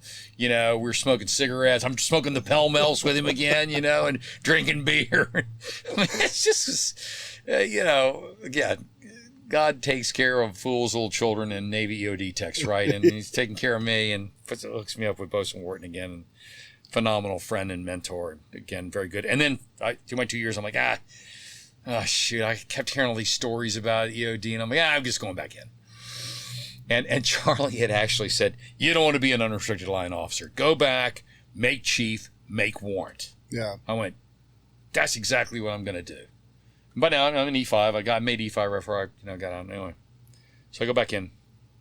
And when I called the detailer, who was actually Bobby Gwynn, another great guy, and I'd known him, didn't know him well because he was a master chief, but he said, I suppose you want to go back to shore duty, don't you there, bosun mate? This is on the phone, right? I said, nope, I want the first ship out of Hawaii. I want to go back to sea. He goes, all right, well, you're going to get that. So I'm like, awesome. So I drove across country with a couple of friends, civilian friends, dropped the truck off at Long Beach, flew over. I get off the plane, and I knew something was wrong when I saw my sponsor, a guy named Chuck Clamp Hansen. Chuck and I were old friends, and we were Mobile Unit 1 together, and I knew Chuck wasn't a Mobile Unit 1. Yeah. He was a Training Unit 1. I said, Chuck, what's happening, man? He goes, hey, what's going on? Hey, whatever. We get in the car, and we're driving back, and I go, why are you my sponsor? He goes, oh, I need to tell you, your orders got changed. You're going to the training. I'm like, damn it. I cannot tell you how pissed I was. Yeah. So Chuck handed me a beer back then. Remember, you could still drink and drive. So drinking a beer. Takes you to his house and see his wife Cindy. She's lovely, and she has dinner for me. And yeah, sorry, buddy. I don't know what they're going to do. Either we're going to the training unit. Oh, shit. So I'm at the training unit. So I go in and I go see the old man the next day. It's TK McCarley. If you ever heard of that guy. No. Oh. Yeah, he 43 years in the Navy. Oh, wow. His dad was an admiral. He was EOD Group 1 eventually. Yeah. But at the time, he was the skipper of the training unit. He was lieutenant commander. I think by this time he was 1140. So TK was an equipment operator, had made chief. He started out as a CB. Had made chief, made warrant, EOD warrant, and LDO. And now he's 1140. Now he's the CO of the training unit. Yeah, I mean, everybody knew who this guy was. Yeah. Yeah. The guy, probably one of the smartest guys that ever lived in EOD.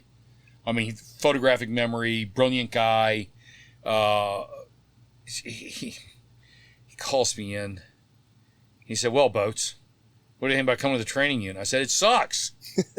How the hell that happened, sir? He goes, "'Cause of me." I mean, thank you. yeah. Well, we'd been. I wouldn't say we were friends because he's an officer and we didn't really hang around with officers, but I respected him immensely, and he. I knew that there was goodness in why he was doing this. Yeah. He said, "Look," he said. One guy was coming here and they took him away, and I said, "We're undermanned. I need a guy." And I knew you. I didn't know the other guy, so I pulled you. He goes, "So, sorry. Yeah. But I'm going to try to make it up to you." I went, "No worries, sir. Don't worry about it." He goes, "Well, you're going to like this. You're going to underwater weapons or undersea weapons." I went, "Oh, perfect." So, because I wanted to do underwater stuff. So went out there, worked with the great Rudy Smith. Rudy and I were good friends. It's just two of us, in a little dilapidated, converted MWR trailer on the waterfront at Lima Landing, which is in basically the causeway in between Hickam Air Force Base and Iroquois Point. So there's that channel coming into Pearl Harbor. We were right there. We saw every ship that went by. I mean, up close and personal. Yeah. Great place. I mean, imagine working there every day. That's awesome. It was just, I mean, I you couldn't wipe the smile off my face. Teaching underwater demolition, undersea weapons, just me and Rudy. We had really no adult supervision. Yeah. It was, every time we did underwater demo, and we did executive demo for the officers, stuff like that. We'd like say, "Hey, you guys need, get out of here," and then we'd dive in and you get all the fish that were all on the bottom from the, the half-pound blocks. It's just phenomenal. It's just great. That's cool. Had a fun time doing that. But then they shifted me down to the dive locker, and where I was teaching the Mark 6. Now, have you ever heard a story about the Mark 6? You know what that is? They call it the Green Death. It was a semi-closed circuit heliox rig. Okay. It was the Green Death because it had killed a number of people. I don't know if it ever. Someone out there in the audience, older timer, older than me, probably knows an EOD guy that may have died diving the Mark 6, but I know it killed a bunch of team guys. Really? It was just it just was very unreliable, and it was an old rig. And the thing that was killing guys was the sudden onset of CO2 poisoning. Okay. It was just like, or hypoxia. It was one or the other. Guys, literally, the guys that were saved or that we recovered before they drowned said, we would always say, "Hey, what onset of symptoms?" There were none. I was unconscious. Wow. It was, right? So, I'm teaching that. Me and Pete Bruns and Gary Cagle were trying to maintain these rigs with baling wire, spit, and bubble gum. I mean, because we were running out of parts. It was, it's the end of its life. Yeah. We were trying to extend it. Well, we had 2 near fatalities within days of each other. I had one, and Ted Dingle, the great Ted Dingle, another legend in EOD. He was the East Coast Mark 6 guy. I was the West Coast primary Mark 6 instructor and supervisor. So he flew his Mark 6s all over the Mediterranean or all over the East Coast. I flew ours all over for the MRCIs. Okay. Because it was the only approved rig for influence ordnance operations. Gotcha. Underwater. Yeah. Ordnance. So anyway, those 2 near fatalities, someone had the courage at Group 1, I suspect it was TK McCarley, said, that's it, no more. Yeah. We're not, no. Now, this time TK was Chief Staff Officer. So they flew a message saying, we are suspending all, Well, what that did was, I think I'm right about this, that got the Navy to get off its backside and to get the Mark 15 out, or the Mark 16, whatever. Yeah. So that did really fast track it. So, gotcha. Yeah. That was the kind of the backstory behind that. Probably the second most influential guy of my life I met and I worked for at Training Unit 1 was a guy named Larry Digney. Larry was the Australian clearance diver, exchange guy. The second one I knew. I didn't know the other guys, but I knew Tony was a great mentor. Tony that I mentioned earlier. Larry Digney, again, another legend, but he's a tier 1 legend in the Aussie Navy. That guy taught as good as we thought we were. This guy was exponentially better. There was nothing this guy couldn't do. Yeah. And he was a master EOD tech, a master diver, a master frogman, all rolled into one. Because the Aussies, as you know, they do everything from deep sea diving stuff, ship's husbandry, to basically SEAL stuff, underwater demolitions, and then EOD. They do it all, and they do it all, and they're fantastic at it. You've worked with them. Yep. Yeah, they're amazing. Well, this guy was at the top of his game. They didn't have a lot of warrant officers back in the day, but when he left America to go back to Aussie, he was one of they only had like a handful of warrants. Back then, when you made warrant, you were really the guy. Yeah. Because it's not uncommon for the Aussies to retire as petty officers. Because a petty officer, they're like chiefs to us. Yeah. That's the equivalent. So Larry, I can't begin to tell you all the stuff Stan Riley taught me. Larry taught me even more stuff. Wow. Phenomenal. Yeah, and he did it in a way that was just he made you want to thirst for knowledge. As great as Stan made me want to thirst for knowledge and to seek knowledge, Larry did it in spades as well. And and so he'll come up again in conversation. But that tour was it was the career maker. Yeah. Yeah. And I will always say, I was talking to Maddie Shervick yesterday about this. I said, I think my happiest time in my life, in my professional life, not my personal life, because I was single at the time, and I was having a great time, but I loved being a first class busmate, and I was a master blaster. I loved it. Because I wasn't married, I could go anywhere, do anything at any time. I was first class. I had just enough, knowledge to be dangerous, to myself. But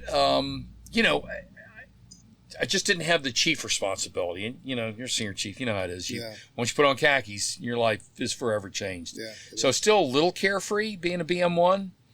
Loved being a BM1. It was the best time. And that tour, just, even though I really wasn't operating, God, I got so many jumps in, and I was, doing all the skydiving out on the North Shore. You've heard stories about that. It's the most beautiful drop zone in the world. And I don't know, I got 1,000 jumps there. It was wow. Incredible. It was, and then the surfing was great. I mean, it's just and I lived on the beach. I lived on the beach in a little bungalow.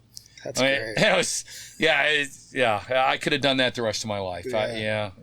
If I could take my wife back there now and be BM1 Mahone again, I'd do it. Yeah. I'd do it so fast to make your head spin. Hell, I'd be BM3 Mahone. Just let me be BM3 Mahone. Yeah. I just want a little bit of control over, where maybe I'm not painting and chipping all the time. But God, it's just the best. Yeah, it's phenomenal. Well, because of Digger, the billet down in Australia unexpectedly came open. Not because of him, because of him, I got the job. Gotcha. And this was interesting. Ralph Vail, who was the detailer at the time, I knew Ralph through Stan Riley. Once again, Stan Riley, who's now been retired 3-4 years. Yeah. Ralph, they told me, call Ralph Vail. So I ran up there, called Ralph. Hey, Master Chief, Rich Mahoney goes, evidently you're the guy to go to Australia. I go, really? Hey, yeah, I got your 1306. Yeah, you're going. I go, oh my God. I mean, I almost, I felt very lightheaded. Yeah. Because that was the dream. Everyone wanted that job. Yeah. That was, so this was in 84 when they told me. And I'm like, oh God, I'm just curious. How did I get, he goes, why are you asking that? Doesn't matter. You're going. I go, well, I just don't understand because I didn't know, no one had told me, Digger wasn't taking credit for it. He said, well, let's just say your uncle Stan Riley, said you were the perfect guy for the job, and the Aussie who's there, Larry Digney, said you're the best guy for the job. I'm like, well, I'm not, but okay. I'll take it. Yeah, well, this really infuriated TK McCarley, who's the chief staff. Yeah. So I'm down at the dive locker, and TK comes down, and I mean, oh my God, you don't want that guy mad at you. He comes down, he goes, Bosa mate, what in the hell are you doing going to Australia? I was gonna send you to PI. You're gonna make chief out there. You're gonna run the MCM teams. Blah blah blah blah blah. And I said, CSO, really? PI Australia? Come on. Yeah. It doesn't matter. You got to do the right thing by the U.S. Navy. I go, yeah, I'm doing the right thing by the U.S. Navy by going to the Royal Australian Navy. Yeah, that's exactly what I'm going to do. I don't care who he was. I had a Commodore. I was not giving up that billet. Yeah. I'm like, nah. And then later on, when I saw him years later, I said, hey, you still mad at me? He goes, no, of course I would have done that. I go, yeah, I know. You had to do, you had to be the CSO and try to talk me out of it. But, yeah. But anyway, no, if he'd really wanted to, I wouldn't have gone. But I think he just wanted to give me a hard time. Yeah. But anyway, it's pretty cool. So I go to Aussie. I've been talking a lot. Did you? No. Yeah, okay. No, this is good. Actually, can you take the Yeah. mic and just bring it a little bit? Oh, yeah, a little sure. bit closer and pull it down. Down, yeah. All right. Perfect. All right, man. So get to Aussie. Because I didn't know other dive rigs, I had to go through their course. I went to their, they called it the Foreign Advanced course because I was thrown on there with a bunch of Papua New Guineans, some Singaporeans, Thai SEALs, and let's see who else. I think that was it. Anyway, that was interesting. So LAR-5, the old God, I can't remember the name of it. It's like Pattern 5614. Anyway, it was the old British O2 attack rig.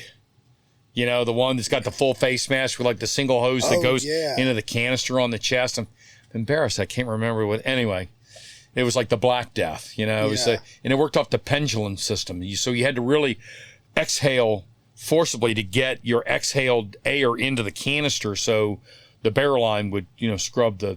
So. A lot of accidents happened on this rig too. Yeah. I was there when it happened. Luckily, it didn't happen to me. Yeah. But anyway, that was interesting. We drove the Draeger FGT4 Alpha. That was their semi-closed rig. Good rig. I learned how to supervise by their system because everything's meters. That was a challenge for me, not being a very smart guy. Learned their demo was pretty standard. That wasn't too hard. All good. Nothing too eventful.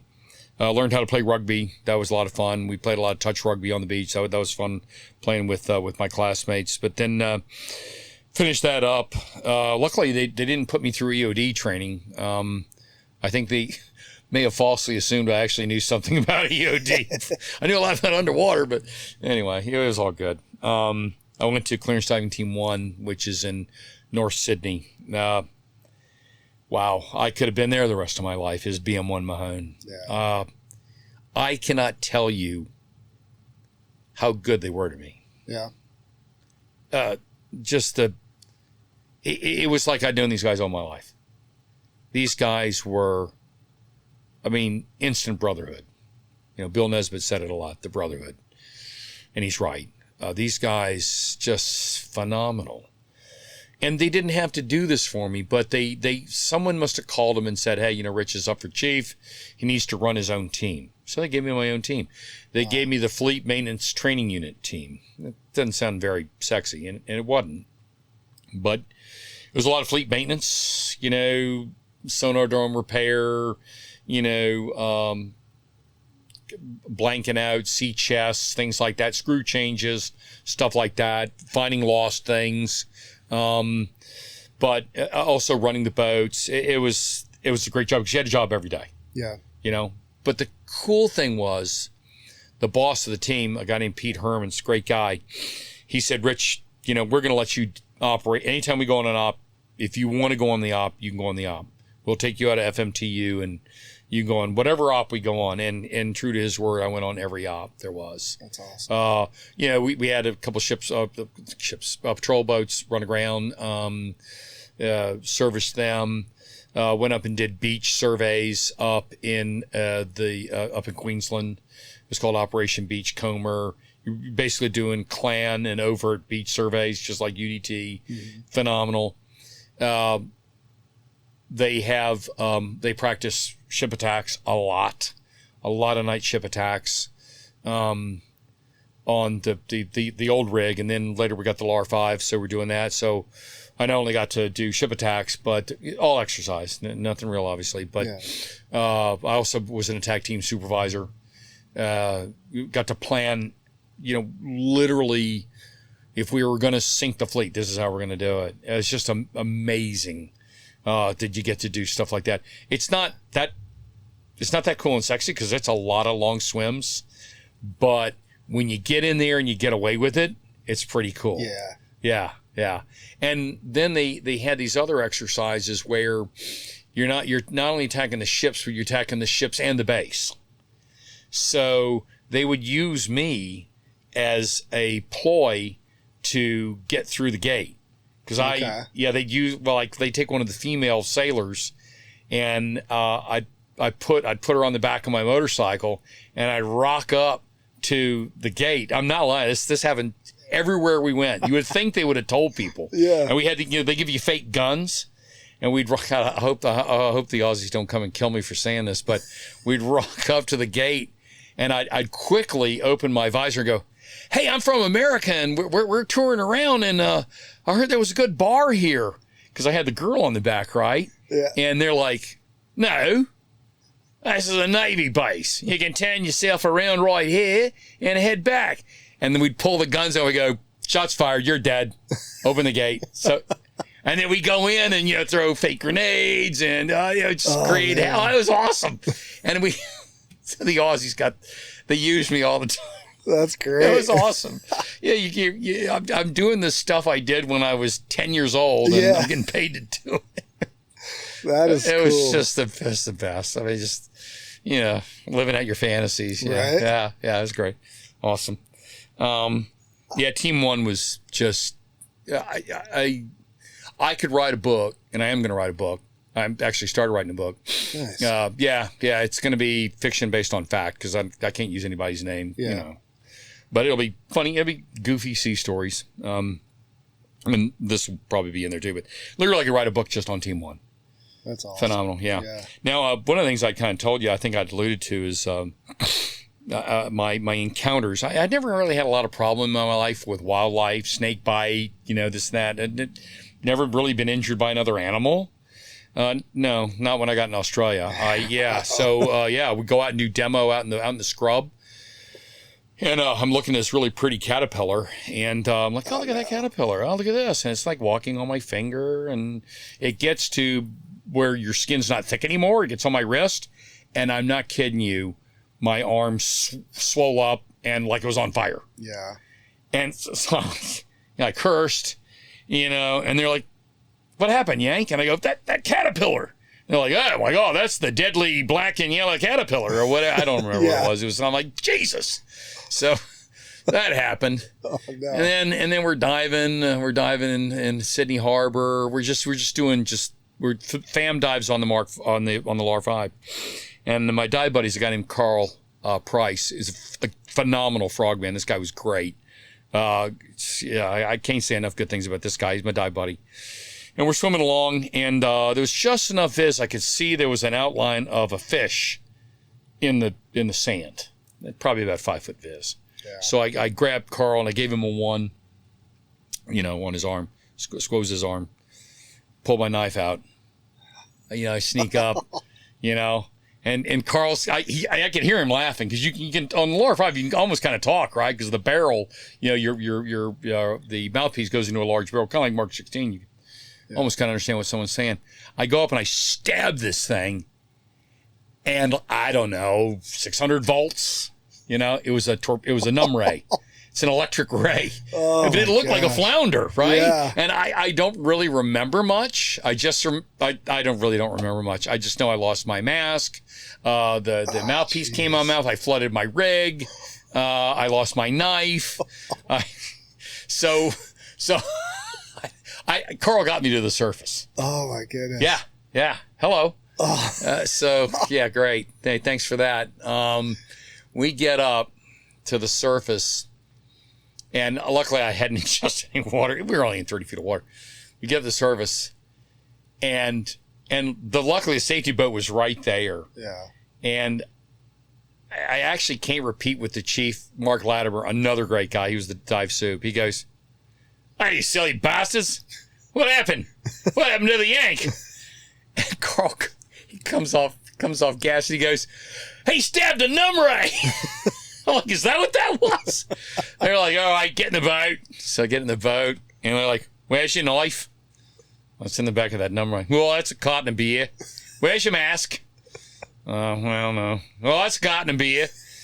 Where's, I don't know, I lost some other, I think I lost a fin, whatever. Yeah. It was like 3-4 cases. If you floated the rig, carton of beer. I mean, that cost me, that dive cost me, I don't know, 120, 130 bucks. Yeah, it was, right? Yeah, great. Thanks for that. Anyway, so then the guys tortured me the rest of my time there. Every time I got in the water, when you get in the water, you do a surface check, right? Like we do. Yeah. And so I would always look up at the dive soup, and they go, "You ready, Rich?" And I'm like, "Yeah, ready." And they go, "Oh, just so you know, this is a numb ray breeding ground here. No, don't touch the bottom." God. Because when you're diving in, Sydney Harbor, a lot of ship's husbandry you're doing, you're literally, we're standing on the seabed. There's not a lot of, space between the hull, the bottom of the hull, and so you'd have to touch the bottom. So I'm scared. Yeah. Yeah. I would be too. Yeah. Yeah. Anyway, so there was that. Yeah, they tortured me the rest of my time. That's terrible. Yeah, that wasn't good. Another highlight of the tour is, once again, they send me overseas. They send me on a goodwill tour to New Zealand. So I cruised on one of their training vessels. We went over New Zealand for a month, and we basically port visits to all the ports on the east coast of New Zealand on the North and South Island. Well, while I was there, this was phenomenal. We just pulled in. The day we pulled in, I'm literally studying for my chief's exam. And over the 1MC, they said, POCD Mahone, report to the quarterdeck. By that time, I had, and I'm sure the U.S. Navy can come after me for this, I stopped wearing my uniform. Yeah. I wore the Aussie uniform because I was tight, because we were Greens, right? Yeah. So I just wore, because they wore sandals and coveralls. The most comfortable coveralls with your rank on it, Team 1 on. Everyone knew who you were. If you were wearing that, you were a clearance diver. And we wore a gun belt, and everyone wore their K-bar. It was awesome. And a beret. I mean, it was really cool. Yeah. And you also dove in that rig. You dove in your coveralls. That's what Anyway, so I'm in my rack. I'm like, oh my God, we got to dive already? I thought we just got the line. Anyway, I go down there. There's this young sailor in his his full blue dress uniform, and he goes, "Oh, PD, we'd like you to," he said, "Warrant Officer Kneebone and Chief Dolman request your presence at the Senior Sailors Mess at HMNZS Philomel." Well, Her Majesty's naval ship Philomel is their base in Auckland. Okay. I'm like, "Oh, awesome. Well, you got to dress up for this PO." I went, okay, yeah, I'll put my rig on. So I put on my, my blues, and went there. And as I'm walking off the ship, not observing courtesy, the old man comes up to the court, and his name, Commander Bell. They called him Dinger, of course, and he was a clearance diver. Thank God. So he goes, P.O., where are you going? I go, oh, shit. Sorry, boss. Going to Philamel. He goes, yeah. And I called me up and asked if they could take you off the ship. I went, yeah, hey, thanks, boss. He goes, yeah, right. You, the PO, you get a bloody car and a driver. I got nothing. I go, you want to come? I'm sure they'll take you. He goes, no, mate, I'll be over there. So I showed up because I knew these two guys because they'd been over in Aussie, and I took them, they stayed with me in my house, and I took them out on Liberty. These were the two gods of the Royal New Zealand Navy clearance divers. Yeah. They only had a warrant officer and a chief. That's all they had. Wow. So I'm in the senior sales mess with these guys, and it's game on. It's game on drinking. But I've been in Aussie almost a year by this time, so I was okay, kind of conditioned.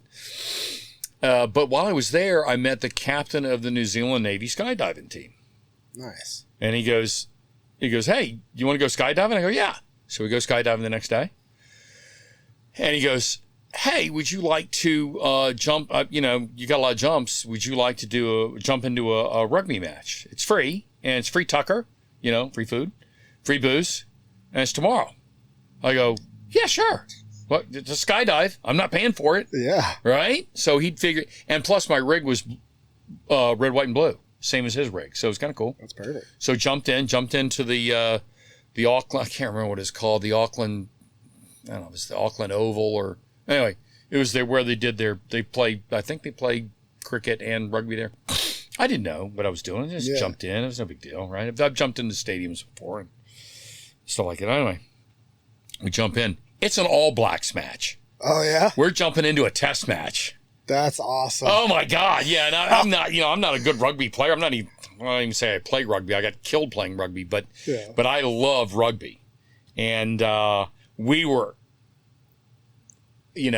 ushered off into the VIP, stands. We were hobnobbing with, the heads of state. It was that is cool. Yeah, I was like, oh, my God, this is like the best day ever. That is legit. Isn't that cool? I mean, again, blind ass luck, man. Yes, but, there's a lot of EOD techs that are free fall, but don't really like to jump. Imagine if you didn't really like to jump. Yeah. Yeah. Not going to, hey, you want to jump into a stadium? I mean, I got 40 jumps. I've really only landed on DZs that are a mile by a mile. Maybe not a good idea. Yeah, I'm with you. That's pretty cool. Yeah, I lucked out there. That is really cool. Well, and it's icing on the cake. This guy, he hooked me up with all the other drop zones all the way down to the South Island. Yeah. So I literally asked the boss, I said, hey, I will meet you in every one of the towns, but I have an offer to go skydiving all the way down. And he's like, yeah, just go. Just get out of here. Oh, and he's like, awesome. God, he goes, you Yanks. I'm like, oh, sorry. And so we went, did that. That's cool. And then went to all the towns and played on the ship's rugby team and got my ass kicked. Yeah. The last match was down in, I think it was Dunedin, and I was in the bottom of a scrum. I fell down, and this Kiwi, filled me in. Literally, huge fist in the face because I was pinned. I couldn't do anything about it. I broke my nose. I had black eye. I mean, anyway, I looked pretty bad. But, okay, whatever. That's the game, right? Yeah. Well, after it really hurt to drink, but so we're drinking afterwards, and he came up to me, he goes, oh, mate, I am so sorry. I didn't know you were a Yank. And I go, well, actually, if you knew I was a Yankee, you'd probably hit me harder, because we had the U.S. and New Zealand had this kind of bad blood going on right then because we were firing Trident D5s in between Australia and New Zealand. And, New Zealand was a non-nuclear, we weren't going in New Zealand. In fact, the exchange bill in New Zealand, they'd stopped the exchange bill. Oh, really? Yeah, kind of a bummer. But anyway, it was always forgiven. He bought me a beer, so we're good. Nice. Yeah, so that was a great time. Came back, made chief. My chief's initiation was at the Marine House at the embassy in Canberra. They flew in chiefs from all over Australia for my chief's initiation. Yeah. It was phenomenal.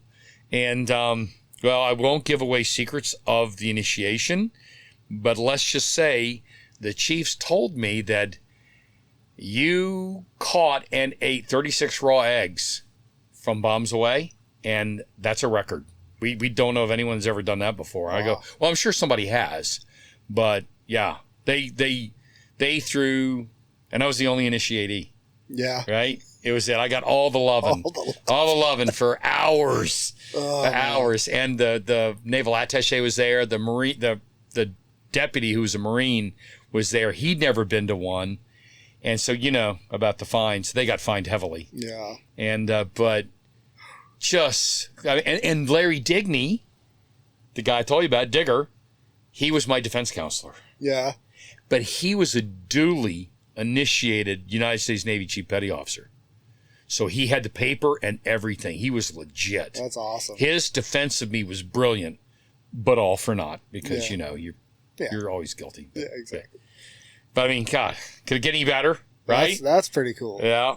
And then, again, the icing on the cake was, do you mind if we send you over to the West Coast? Would you, you know, I know you love it in Sydney and, you know, Team 1, but we'd like you to go to the West Coast. I went, sure. So I got on my motorcycle and drove across Australia. Wow. Yeah. That's cool. Yeah, 4 days. 4 days of hauling ass. Yeah. Because I knew I was going to leave after that. So I didn't take much over there. I really didn't own anything. My parachute, my parachute. That's really all. At the end, I'd sold my surfboard by that time. I really didn't own anything. So went across. That's awesome. Got a speeding ticket in every state. Seriously, I did. Yeah, and then that plays later. When I rocked into Perth on Sunday, they have a thing called Sunday sessions. It's a drinking session. I rocked in right around noon. They told me exactly where to go. I rocked up, and there's my buddies, guys that I'd been stationed with on the East Coast. They're now on the West Coast, my clearance diver buddies. And one of the guys was a guy named Larry Parker. Now, Larry had just retired, and he was head of the SWAT team in West Australia. So Larry was a cop now, and Larry said, how many tickets did you get? I said, I got 4. I got one in New South Wales, Victoria, South Australia, and I got one just coming out of the Stirling Mountains coming into Perth. He goes, yeah, right. Yeah, when are you leaving? I said, oh, shit, I don't know, a couple of months. He goes, don't pay him. I go, no, I'll pay him. He goes, no, mate, don't pay him. They're never going to find you. I said, well, how do you know that? He goes, where's your license? I go, it's back in Sydney. He goes, mate, they're going to mail him to Sydney, to Clearance Diving Team 1. They're not going to know where you are. They're going to eventually find where you are. They're going to send them to Team 4, and we're going to fucking lose them. Excuse my French. Okay. Because it was... Oh, and by the way, I should mention I was engaged while I was over there. Yeah. But I got unengaged, and my fiancée racked up $1,200 in parking fines that she didn't tell me about. Goodness. Oh, yeah, so warrant out for my arrest for that. I'm not kidding you. Yeah. So, anyway, Larry said, Dad, don't pay those either. You did Australia right. Oh, yeah. Thank God they didn't have computers back then. Right. Or a real computer. Yeah, anyway.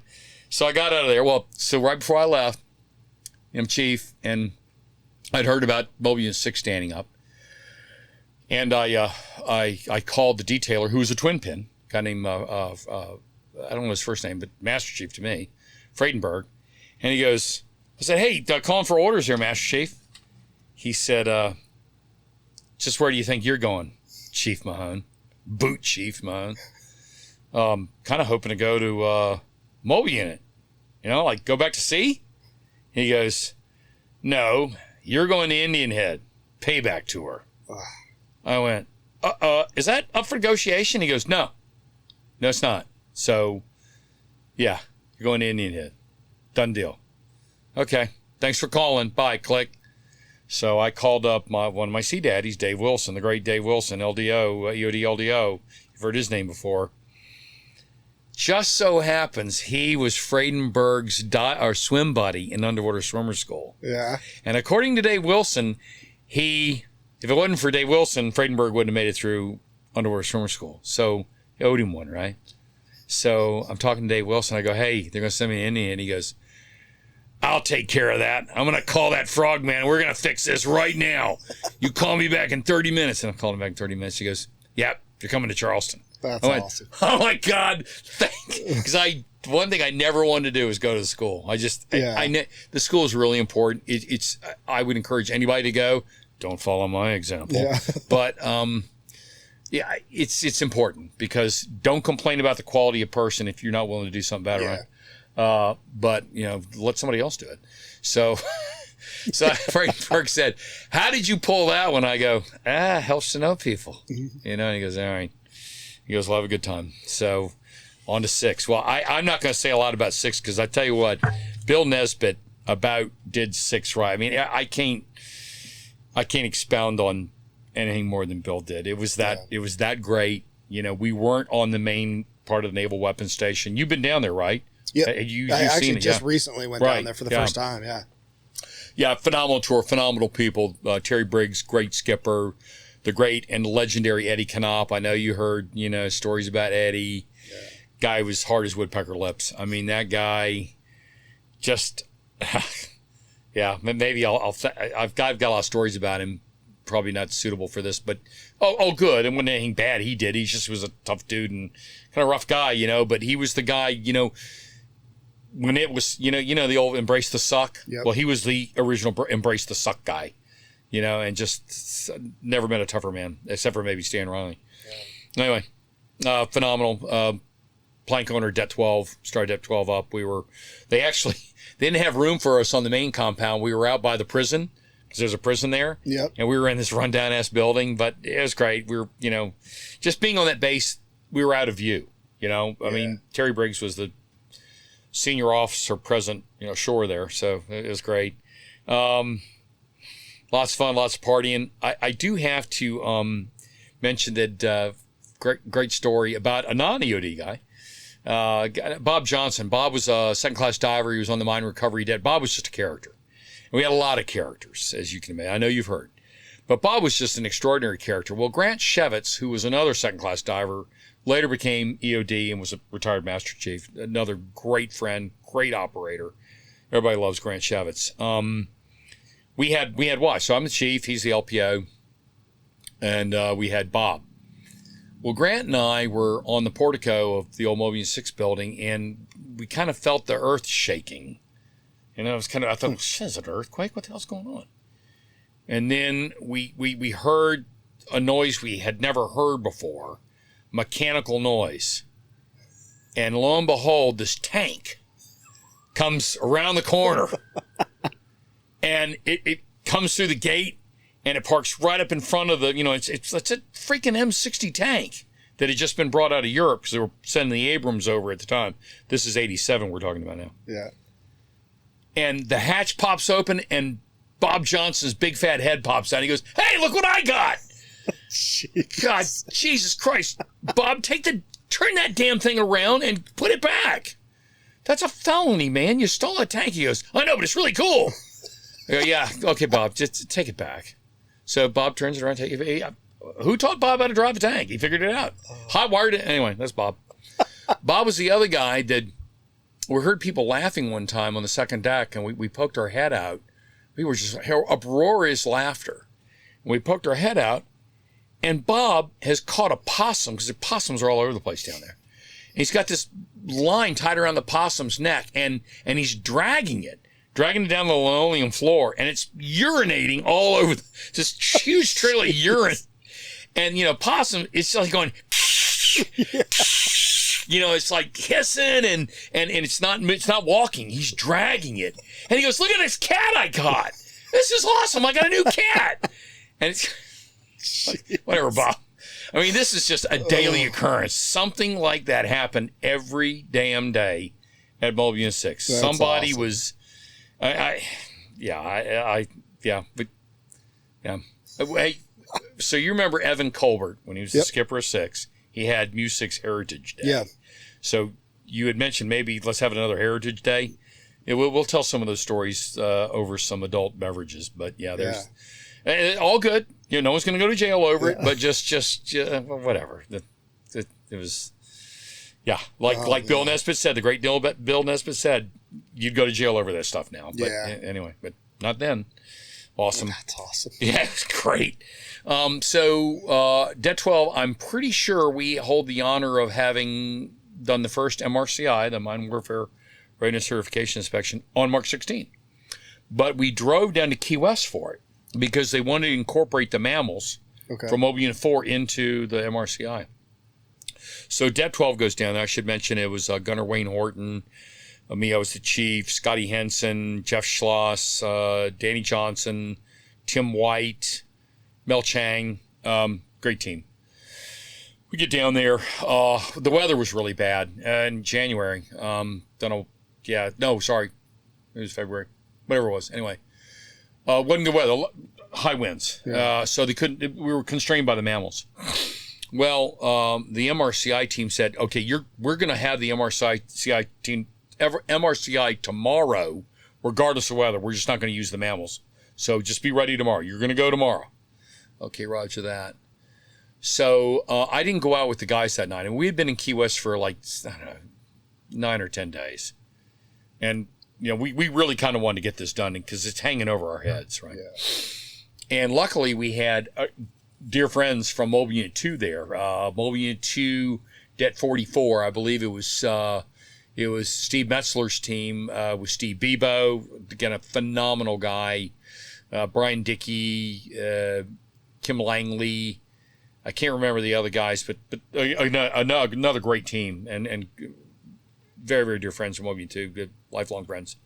Well, anyway, theirs is scheduled right behind ours. So we've been out partying, whatever, and I kind of hit it early. I hit the rack early, which was probably 2,300. And we got up at 04 to get the rigs ready because the rigs were real finicky back then.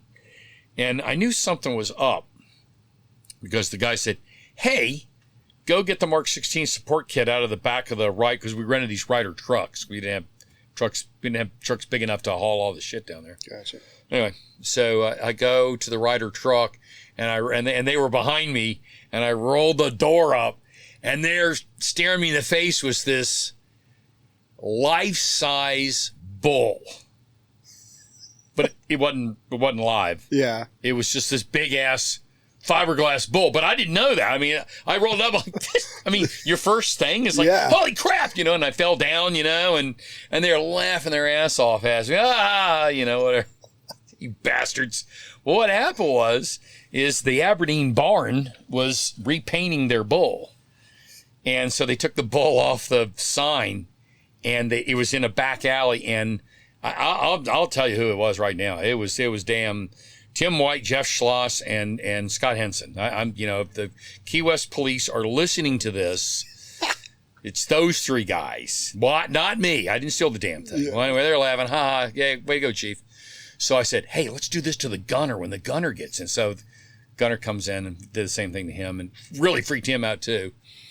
So the gunner goes, "I don't know where you got that thing, but you need to put that thing back after this inspection." So anyway, we did the MRCI, we passed, and they did do the mammals. We actually, I heard Bill talk about this, they did that tow, that 35-mile tow. Yeah. Well, ours was probably about 5 miles. We lost the mine. This time we lost the mine. Oh, no. Yeah. The reason we lost it, here's a lesson learned for anyone doing MCM out there. If you're hauling your mine through someplace that has a lot of fishing buoys, you're going to hook them buoys, and that line's going to saw through your bridle, and it did. Yeah. It saw through our bridle, and luckily, well, we put a buoy on it, and we went right back out, found it, and got it ashore. But I think we got dinged for that. But anyway, we did all right. So the end of this story is that we had to get the bull back because we found out the skipper of Mobile Unit 4 was a guy named Tom Ligon, and you may know his son Mike. Yeah. Well, Tom, again, one of the greatest legends in all of EOD. Tom was a great guy, and Tom told someone, and then Tom saw me, and he goes, "Hey, there's a reward out for that bull." They're looking for that damn bull. There's only a few places that thing could be. They're going to find it. And my XO knows there's a reward on it, and he's going to turn you guys in. He dined his own XO out. Oh. Yeah. So anyway, we're like, okay, roger that. So we put the bull in the back of the Ryder truck, and I think the skipper of the unit, it was still Terry Briggs. So Terry Briggs, if you hear this, I'm sorry. I put your team in jeopardy.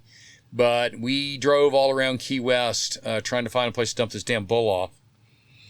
And we were drinking while we were doing this in a Ryder truck. And it's all of us, except for the gunner. And we're driving around, and we're trying to find a place where there's nobody. Yeah. Well, it was during Fantasy Fest. Well, there were people, making love in the bushes. We couldn't find a place where there wasn't a person. Yeah. We didn't want to be identified, right? So the more we drove around, the more we realized, God, the more we drive around, we're going to get caught. Yeah. Someone's going to pull us over or whatever. We're getting paranoid now. So I told the driver, I think it was Scott Henson, I'm in the back. I think I'm with Jeff Schloss. I said, just drive north on A1A. So we're driving north, and I'm looking, kind of through we're standing up in the back, kind of hanging on for dear life. And the truck's kind of rocking back and forth. And I said, okay. And I saw the Aberdeen barn coming up. And I said, coming on range, We opened the door. Stand by, go! And we pushed the bull out right in front of the Aberdeen barn. And luckily there was no car behind us. Yeah. It hit the road, spun around a bunch of times, and then we just drove off, closed the door, and we drove what we did, we drove to, I'm pretty sure we drove to NAS Key West and pulled in. Yeah. And then, drink more beer. We need to do that. Yeah. And then we slinked back. I mean, we waited down 6, 7, 8, middle of the night, slinked back into Truman Annex and got away with it. Man. Anyway, it didn't sound like much, but the reason they stole it, we were going to take it back to the mobile unit. Oh, really? We were going to put it on top of the mobile unit. Yeah. So that was that. But that was the story for a while. But awesome. that's again, do that now, career ender. Yeah. But yeah. Anyway, all good. Then Det 12, we lost a couple of guys, sickness or something happened. We ended up getting. We lost Danny Johnson, Tim White, and Scott Henson. We ended up getting Ferris Forsman, Danny Caraway, and Carl DePace. So we deployed the Persian Gulf together. We didn't kill as many mines as anybody else. We got a few.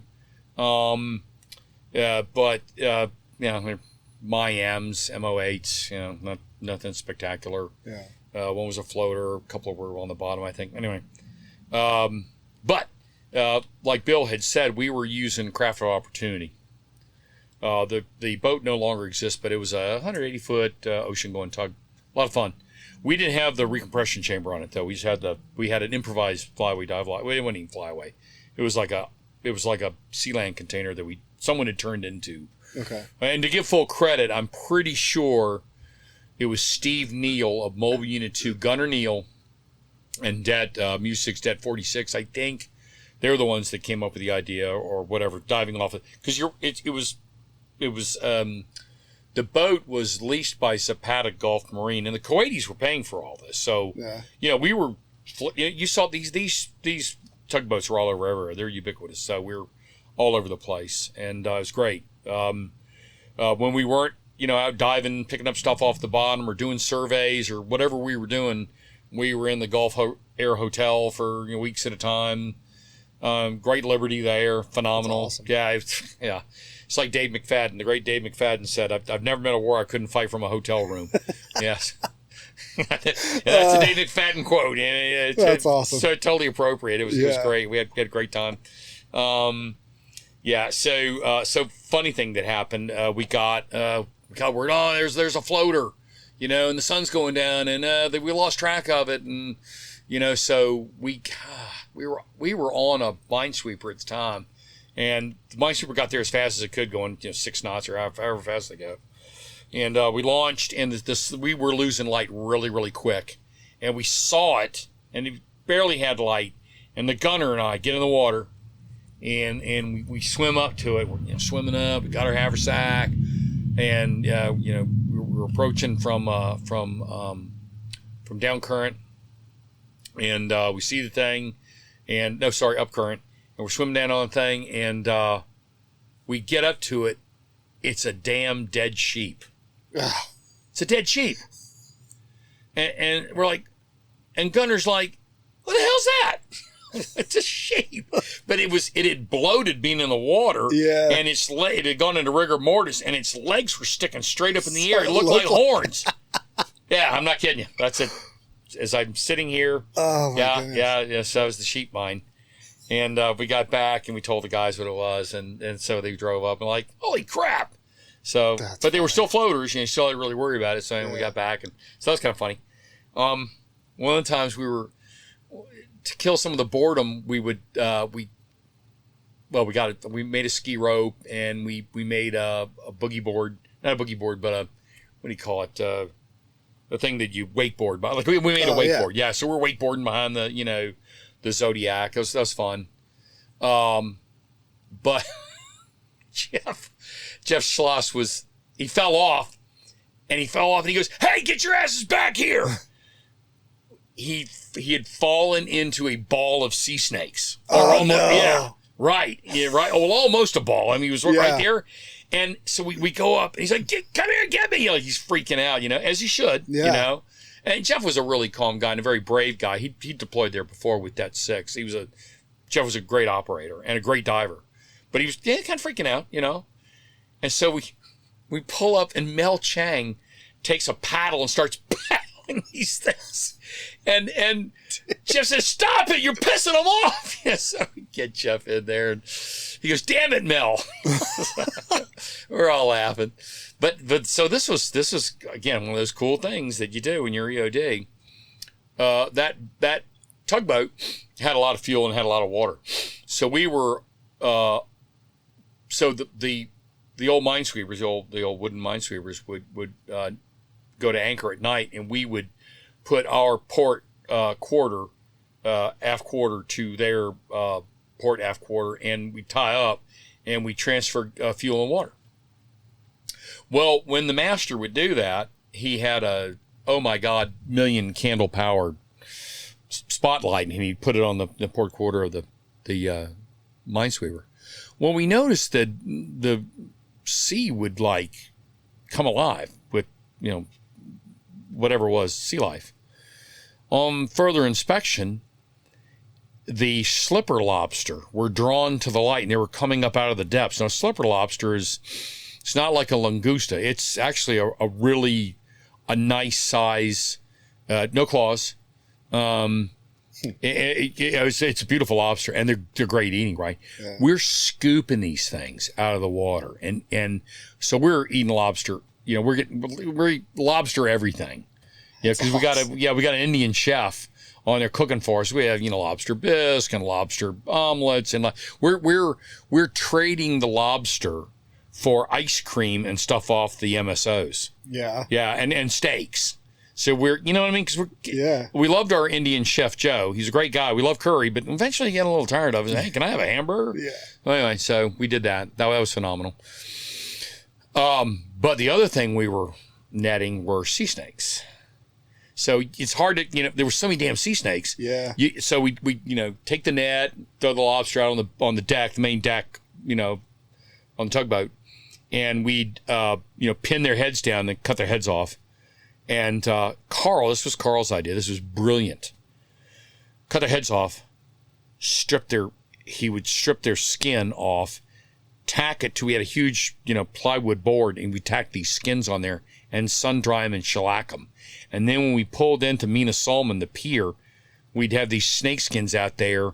When the U.S. Navy guys would pull in, it's like sea snake skins. So all the Texans, or any cowboy, they're buying these sea snake skins. Making money. Yeah, we made some money out of that. That's awesome. Yeah, again, what did you, we talked about resourcefulness earlier. EOD guys are going to figure it out. Absolutely. Yeah, that was awesome. So yeah, kind of fun stuff. We did in the Gulf. Yeah. Just the final Persian Gulf. This was kind of a shout out to the U.S. Navy. We allegedly we're in Iranian waters. I don't know. I don't remember what we were doing. We dove so much at that. We didn't kill a mine. That wasn't what it was. We were doing something, but we just gotten in the boat, and this tugboat only went 12 knots. So we get in the boat and we get in the rowboat. We're going out to dive on whatever it is we're diving on. I think we were verifying a mine-like contact or something. Anyway, but they didn't think it was a mine because I think they flew the ROV on it, but they were just verifying what it was. And anyway, the master is trying to reach us, but we didn't hear, for some reason, the crypto dropped something. So he's honking the horn, the ship's whistling, and we can see him and he's doing this and we figure out, anyway, he gets on the radio. We finally get comms. He's a British guy. And he goes, "Oh, you better get back here. There's a boat coming on the horizon out of Iran." So I think we're off of Bandar Abbas. Anyway, we haul ass back, recover the boat. And so, I run up and the gunner's got our course plotted. We're trying to get to international waters. We thought we were in international waters, but the Iranians, they don't care. Yeah. They're going to, whatever, kill, capture, whatever. So we're steaming a mighty 12 knots and this boat is gaining on us. Yeah. Well, all we got are 2 M60s and a lot of C4. I mean, that's all we got. Well, I've got M16s, but Car 15s, say. That ain't going to do nothing. So we had to have a plan. So we drew up a quick plan, and the sun was going down too. So we were going to actually scuttle the boat. We were going to jump off with the crew and set a timer on it and just destroy the boat because classified material, all that stuff. Yeah. But the this was really cool. We dropped crypto. We had a Kick 99 Alpha, which couldn't keep crypto up on a Prick 77, right? So dropped crypto. We didn't really know what to do, so we went on open channel to call back to Mina Solomon. And if I remember correctly, I think we said, any ship this net, this is, motorized vessel, Falcon service, position here, heading and speed.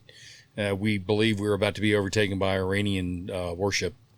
Request help immediately, blah, blah, blah, blah, blah, whatever.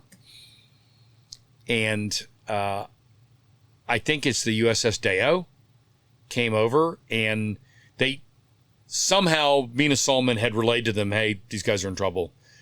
And so we're probably heading 270 and these guys are heading 090. This brew can came out of nowhere. I didn't know they could move. I knew they were fast. Yeah. We knew they were fast, but as we're going one way and they're going the other way, we're like, waving at them and cheering them and they're waving back at us. And man, that, whatever that Iranian boat was, it turned around and hauled ass because that sprue can wanted to get some. They were all about getting them some. So, my shout out to the Tin Can Sailors. They for sure saved us. Yeah, absolutely. Yeah, right? That's got to be a good feeling. Like, when you're the best. Oh. Yeah, that was phenomenal. So that was really cool. So after that, went to Det 8, stood Det 8, been decommissioned, recommissioned that. That's where Bill and I were on together with Terry Farmer and Bruce Smith and Scotty Warren and Sal Dentu and Ron Mitchell. God, I hope I'm not forgetting anybody. Remember TBI. Great team, but I was getting commissioned. Rick Nagel was the skipper at the time. He said, hey, if we go to war, when you get commissioned, you're going to be on my staff. I went, oh, okay. But then I got commissioned and they said, no, we're going to send you to Mobian 2. So, go to Mobian 2.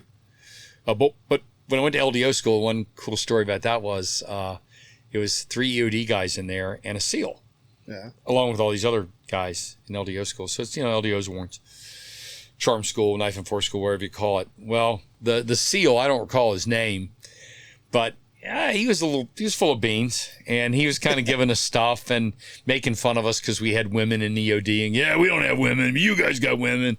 And I remember I said, hey, our women kick ass. Okay, they're awesome, and we love our female teammates. They're, you're missing out, whatever. We made, try to make him feel bad. Yeah. And he's kind of being a wanker. So anyway, PT test, like first day, I think. And he's lipping off. Yeah, I'm going to smoke you guys, blah, blah, blah. And he's always honest, man. We're like, what's wrong with this guy, Yeah. Well, unbeknownst to him, we had the great Mickey Pierce in our class. Mickey and he was my brother from another mother. Yeah.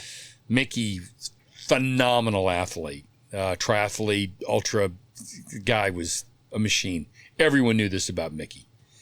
And, but Mickey, again, the quiet guy, never says anything by himself because he's the best. So, I said, Mick, you got to kill this guy. He goes, typical Mickey, self-effacing guy. He goes, well, in a great Southern accent, he's got, well, Rich, I'm going to do the best I can, but, ain't no guarantees, that guy's a SEAL. And I said, no, you'll smoke him. Oh, man, Mickey. Well, not only did Mickey beat him, hell, I beat him. Yeah. And so did the other guy, the other EOD guy, the warrant. We all beat this guy. So at the end, we had beer and cigarettes at the end. And so we really did smoke that guy. And even I did, which was really amazing. Pretty happy with myself for that. One of my few achievements in life. But we're at the end smoking cigarettes and drinking beer. And we're like, we didn't know if the SEALs call him Gunner or not. We're like, hey, Gunner. How you like us so far? So you're just like eating it. And so we had a few more PT tests. We beat him every time. So that's awesome. Yeah. And Nicky didn't even smoke. He was just doing it for, prop or, just saying, hey, screw you. So anyway, that was cool. Yes, to go to Mobile Unit 2. Lucked out there. Got a great team. Dead 18. Lou Esposito, Eric Oberg, Eric Frampton, Eric Tomberg. I had 3 Erics on the team. And then Lou Esposito, who's a twin pin. Yeah. Great team. Went on board the USS Butte. Fantastic med crews. Went everywhere in the med. Worked with the Greek SEALs and some of the other foreign navies. Just the Turks. I don't know if you can have a better med crews than we had, but it was, did a lot of training, did a little bit of clearance. But mostly training with some of the foreign navies. Had a great time. Had a great helicopter den on board. We brought our parachutes. We were jumping like all the time, fast rope, and that was new at the time. We were just now getting into the full air ops thing, or at least renewing it, and jumped a lot and all that. It was all great. Throwing the boat out, everything. That was cool. Of note, before we went out the door though, the skipper was a guy named Dave Reesing. Well, Dave had also been my CO at Training Unit 1 when he was in 04. He relieved TK McCarley. And Dave, I was Dave's only ensign. He never had I was the only one he ever had in his life. Yeah. And things, all right. Before we go out the door, he told my team, he put his arm around me. He says, see this ensign? He goes, because back then, the only ensigns you had were LDOs because the 1140s were, they had to go there, do their time in the fleet. And they weren't, you didn't see an ensign wearing a crab. So Dave said, this is my only ensign. He'll probably be my only ensign I ever have. Having an ensign EOD guy is kind of like, he said, I grew up on a farm. And it's kind of like having a 2-headed calf. He's rare. So your job, Dead 18, is to bring the ensign back alive. Just don't damage him. Bring him back alive. So they got the biggest kick out of that. That's awesome. Yeah. But these guys are all fresh out of school. Yeah. And so talking about making a case for guys out of school, when we went through pre-deployment training and all that, my team smoked it. I had nothing to do with it. I was like, in fact, Dave Reesing actually told me, this is again another life lesson. He said, Rich, I know you're a good operator, but when you go through training, if I find you're going down range and not putting your guys down range, I will revert you back to senior chief. He goes, I will. He goes, that's not why you got that gold chin strap. You let your men operate. You run it. You're running safety. You've already had your time. Yeah. You let those guys do their job. And if you don't, it shows you don't have faith in them, and then you will have failed as a leader. You do not go down range unless absolutely necessary. Keep your skills up. Your job is to take care of these guys. And boy, did that stick with me. That's yeah. good. What a great lesson that was. Yeah. And you know what? It came back after, pre-deployment training. Phil Balvocius, another great guy, great LDO, said, "You're one of the best teams we ever had through here." Now, he might have said that to everybody. I don't know that I thought we were pretty great because of my guys. They were a team. Yeah. They were, what's the old saying? I'd rather have a championship team than a team full of champions. Yeah. Yep. That was, boy, these guys are the living. I cannot tell you. They were my best team until we came back off cruise, and they made us into an MCM team, and they gave me 3 more guys. Yeah. Then that was the greatest. Because I had the nucleus of my great team, and now I had these other great guys. Anyway, it was just, yeah. It was, and I was on great. I was never on a bad team. Again, grace of God, taking care of me. All teamwork. Just God knew I couldn't make it all myself, so he gave me, surrounded me by these fantastic guys, selfless, professional. The one thing I did, Stan taught me, was when they'd ask me a question, I'd tell them to go look it up. Yeah. Hey, go look it up. Come back to me. Yeah, great guys. Came back, converted us into a mine countermeasures team. Much to my dismay, I really wanted an ARG, but I was punished for bad performance, I guess. And yeah. On the end of that, they sent me to the MRCI team. I told you about that. A lot of over 100 inspections. When you inspect people, there's an old saying: "Those who can do, those who can't teach, those who can't teach inspect."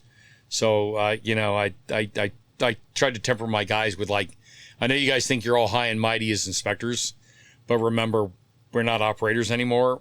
We got to get these guys ready for war. Yeah. I wish they did. I had a magnificent MRCI team, great members on there. Dave McFadden, Kevin Kearns, Lenny Sales, Gary Cagle, legendary guy, Mikey Fiedler, another legend, Bill Tyrell. I mean, the list goes on. I mean, these guys, they got it. They got it. There had been maybe opinions in the past that the inspection teams would, let's just say, maybe they would. I knew them all. They were all good teams, but sometimes when you hold that much power over someone's career, and there's no war going on. Yeah. Right. So it's like, let's just say maybe some liberties were taken. I couldn't pin the rose on anybody. I was on a lot of MRCIs before I was on the MRCI team. I didn't see it, but they kind of had the reputation of, he scratched my back kind of thing. And I know it may be an unpopular thing to say, and it's this was probably guys way before me, but inspection teams kind of had a bad name. Yeah. Now the guys before me, Al Ashton, Mo Owens, Mark Nelson, those guys, phenomenal guys. They were, just great guys. Always had the sailors' interest in heart. Dave Keller, I remember him. He was an inspector. Great guy. Jack Carson, another great guy. So there were a lot of great guys that had been on the MRCI team doing the right thing. But we kind of wanted to take the fear out of the inspections. Yeah. We tried to do that. I don't know that we did it. We tried to do it because we'd been in the rubber boat, and let's turn these inspections into learning experiences. Mm-hmm. So when we have assist visits, we'd try to crush them on the assist visit. We'd give them the hardest thing, multiple mines, booby trap. We always booby trapped everything, all that. But we made it hard on them, so then the inspection wasn't so hard. Yeah, that was kind of our line of thinking. So yeah, nothing really great, during the MRCI team. Hopefully the guys are, they're not mad at me still we only had I think out of the 100 inspections, we only had 3 failures. That's pretty good. But pretty damn good. Yeah. And that's not because of us. That's because the teams were that good. Yeah. The one thing that I did tell you that we had talked before, that there were some folks that had done very well during during Ernest Will and Desert Storm, and they got a little sloppy on the inspections, and they failed. And as I told you, never judge a man by, or in this case, man or woman, by what they wear on their chest, what ribbons they got. Yeah. Judge them by the fact that they're a brother, sister EOD tech, their Medal of Valor is that crab. Because I've seen guys that were highly decorated that didn't do so well on inspections. And that doesn't sound right. Because you're like, hey, I did great in war. Okay, so I flubbed this inspection. Well, what kind of message does that send to the young guys? Yeah. You know, you're being inspected every time you put on a rig, every time you go down range, whether it's real or not. You know, Murphy's always on station, as they say, right? Yep. So, you know, never forget that. But always keep that in mind. Always share your knowledge with everybody else. Everybody says that, but I actually caught a chief one time telling his team there was another team coming behind them on an MRCI. Literally, this was out in SIG. And he shall remain nameless. But he told his team, don't tell them anything. Don't tell this other dad anything. And I happened to be walking by the door when he was debriefing his team. And I very rarely kind of go off. But even Gary Cagle, who's pretty much fearless himself, said, boss, I was actually afraid. I was afraid you were going to pull your knife out and stab that guy in the throat. I said, yeah, I was that livid. How can you not? Hey, we could be at war tomorrow. Okay, you're not in competition. You guys smoked this MRCI. Help the team coming behind you. Yeah. Tell them everything. Your win is their win.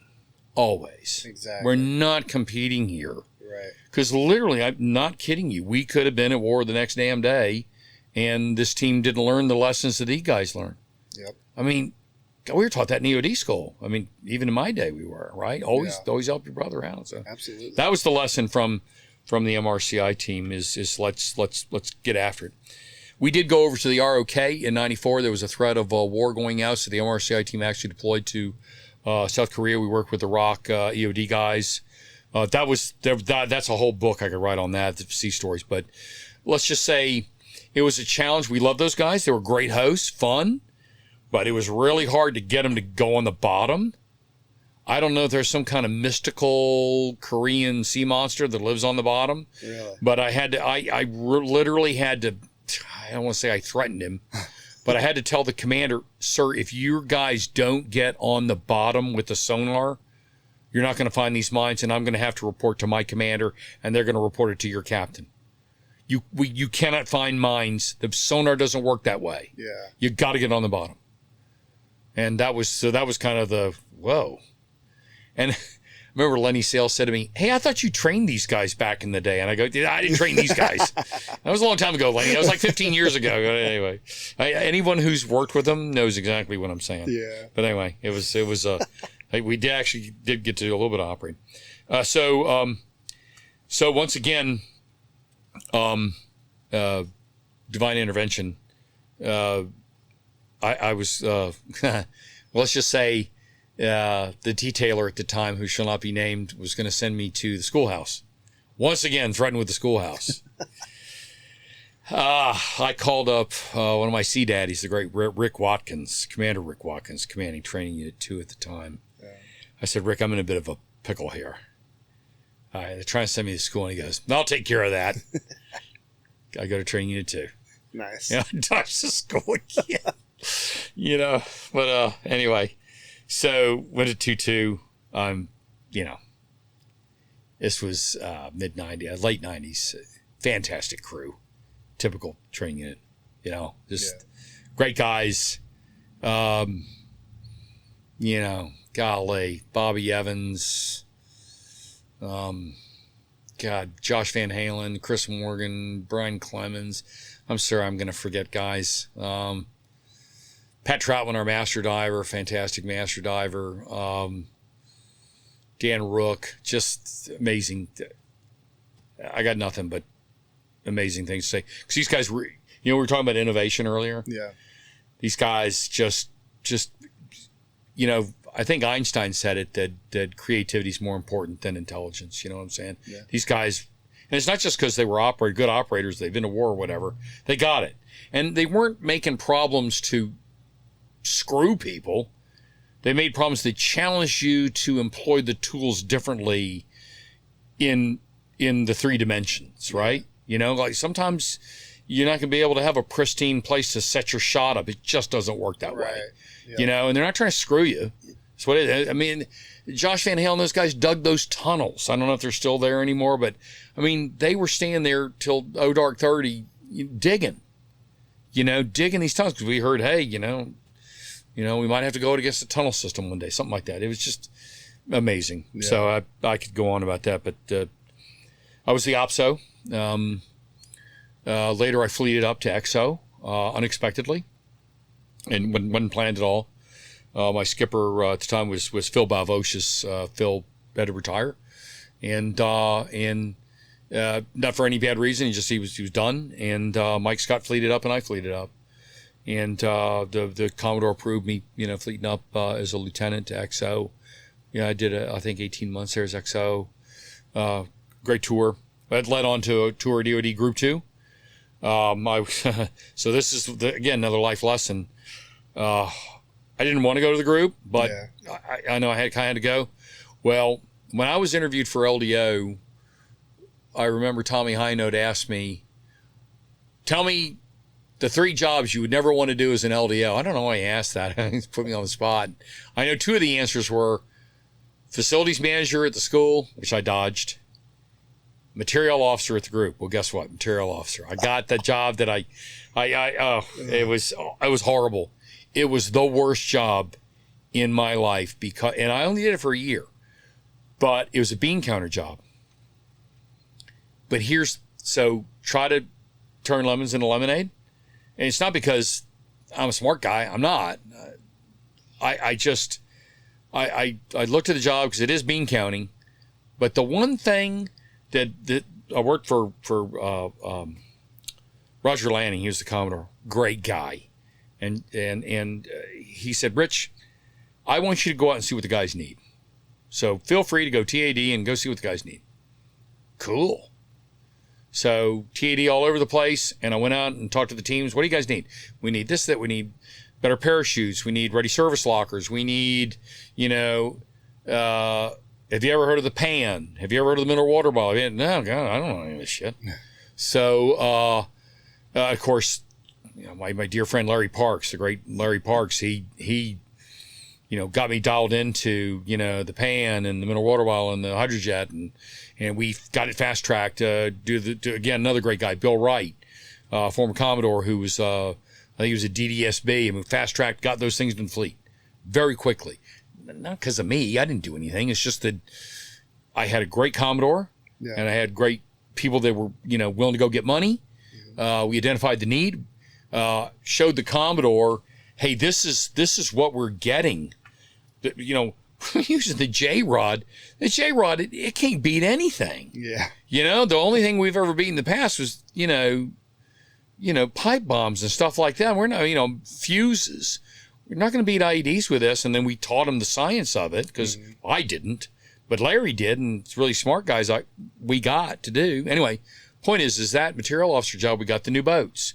We got the new parachutes. We got the ready service lockers. We got the new trucks. My big project was, we got the old Kook V's, the Gen 1s. They'd already had Gen 2. Yeah. So we tech spec'd out the Gen 3s. Again, not any smarts of my own. I was just like, the guy's like, hey, these trucks suck, man. Yeah. God, Lieutenant, can you get us new trucks? Let me work on it. And I can't take credit for it. I just spec'd them out. That's all I did. But kind of an interesting side story is my cousin worked the military vehicle division of GM. Oh, yeah? I called him up, and he spec'd out a vehicle for us, and we brought it down to Little Creek, and we tried to break it. We couldn't. That's awesome. Yeah. So, that's why that Rolodex is important. Yep, even use your family, right? Maybe the most important thing you do besides taking care of your people. But, so, worst job, but maybe the best job I ever had in that it didn't happen on my watch, but after I left to go back to the training unit, this time as my real XO tour, we saw that gear coming into the fleet. And, I told my guys, you're not going to feel the reward, but know that you'll see the guys getting better gear. And we were getting better everything. Dry suits. We didn't have dry suits. I mean, so credit to my crew that in the material office, Andy Barron, Andy Smith, Ron Wolford, you know, they'd been operators, they cared, they'd been in the fleet, you know, and they just churned and burned on, you know, doing the research to get the best gear for the guys, and all credit goes to them. Yeah. You know, it's like I say, just get out of your men's way. Yeah. Give them clear guidance, get out of their way. Give them the resources to do their job. They will always come through. They always did. They always have. Yeah. Yep. Went to 2-2. Nothing really much to report from going to 2-2 second time. If I thought I had a great crew the first time, had a great crew the second time. Yeah.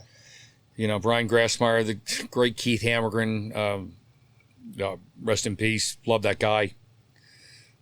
Keith and I were plank owners. I'm pretty sure we were plank owners, at least on the East Coast, of the breaching program. And Keith, just Dev Group guy, phenomenal operator. Bobby Evans, one of the greatest operators ever. Yeah. John Conway, the guy I told you about. Mm-hmm. Gary Ashton, one of my oldest friends. Ollie Harrion, Lieutenant J.G. Ollie Harrion. My homeboy from Williamsburg. We're both from Williamsburg. Nice. Yeah. Just Josh Van Halen. God, I know I'm going to forget somebody. Tommy Dove. Oh, my previous master chief was Kevin DeGraff, phenomenal guy. Jack Gavin, Steve Gabbard. You know, just I couldn't have had any better. Again, God taking care of me by surrounding me with great. My yeoman was great. Yeah. My yeoman, all of them. Our boat repair guy, my master diver, Doug Heater, our corpsman, our supply guy, Russ Beverly. Just all rock stars. 100 rock stars we had. And I know people always say, oh, my guys are all rock stars. No, ours were. Yeah. Tell you another little rabbit hole. We got investigated. Let's just say we had one guy at the unit that wasn't happy with, I think, his ranking. I'm just guessing. Mm-hmm. So he wrote a letter, and we know it was he. Wrote a letter to Surflant saying that my skipper, Tim Pierce, again, the greatest skippers in the world, and I were unduly familiar with the enlisted, calling them their first name and preferential treatment, and a bunch of gas. Yeah. So we got investigated by Surflant. So the investigating officer was Bobby Scully, who had just come off command tour. This is Captain Bobby Scully. She's in the Women Diver Hall of Fame. She's phenomenal. Just come off her tour as Mudsu CO. So she knew EOD and diving. She investigated us. And this is kind of a funny story, because at the end of it, she sat us down. And it sounds like I'm patting ourselves on the back. I'm patting the team on the back, not me and Tim. Yeah. But she sat us down. She said, I don't know what that person's problem was. She said, but this is probably the best unit I've ever seen in my life. I've never seen morale this high. She said, and I had high morale at Mudsu. I go, yeah, we know you did. Mudsu was phenomenal when you were there. It still is. She goes, I don't know what the issue is. The only thing I found is you did have an administrative error on one of the PRTs. And that's all I found. She said, wow, I wish we got to inspect more or investigate more units like you guys. There's no finding but this administrative error. That's awesome. So keep doing what you're doing. Yeah, I know. So and Tim and I were like, because we didn't know what it was about. We thought, well, what's going on, you know? Yeah. Because thought everybody was happy, right? But you never know. I'm not saying this to discourage someone from, calling the hotline or writing a letter. I mean, don't, the No Fear Act, right? But it was odd that this happened. Yeah.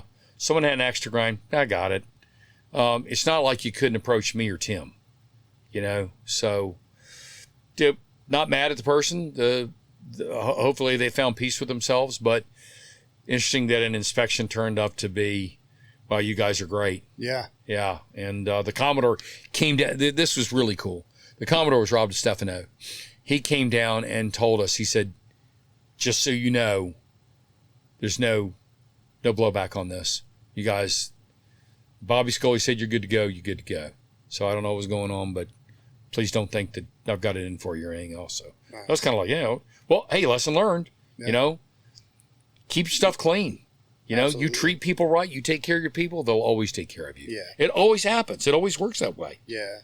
Yeah. You know, you can, it's actually as frustrating as it can be to get investigated, especially when you don't know really what it's about. And so you don't know what to even try to help bring up in the investigation. Right. Yeah. Right. But there's always the chance that somebody feels differently than the majority of people, right? Right. And it's as frustrating as it is to go through that process, especially when it takes a while. It's validating to know at the end when the result, like you said, comes through that okay, we weren't off base, because I'm sure you like you said, you feel like everything's going right, but then that comes up and you're like, well, man, are we getting told one thing, but really people are thinking something else? Exactly. And then it comes through at the other end. You're like, okay, no, somebody had a problem. Yep. They brought it up. Happens all the time. And at the end of the day, okay, we weren't off base in the way we thought our command was being run. It is being run the way we thought. We do have all our ducks in the row.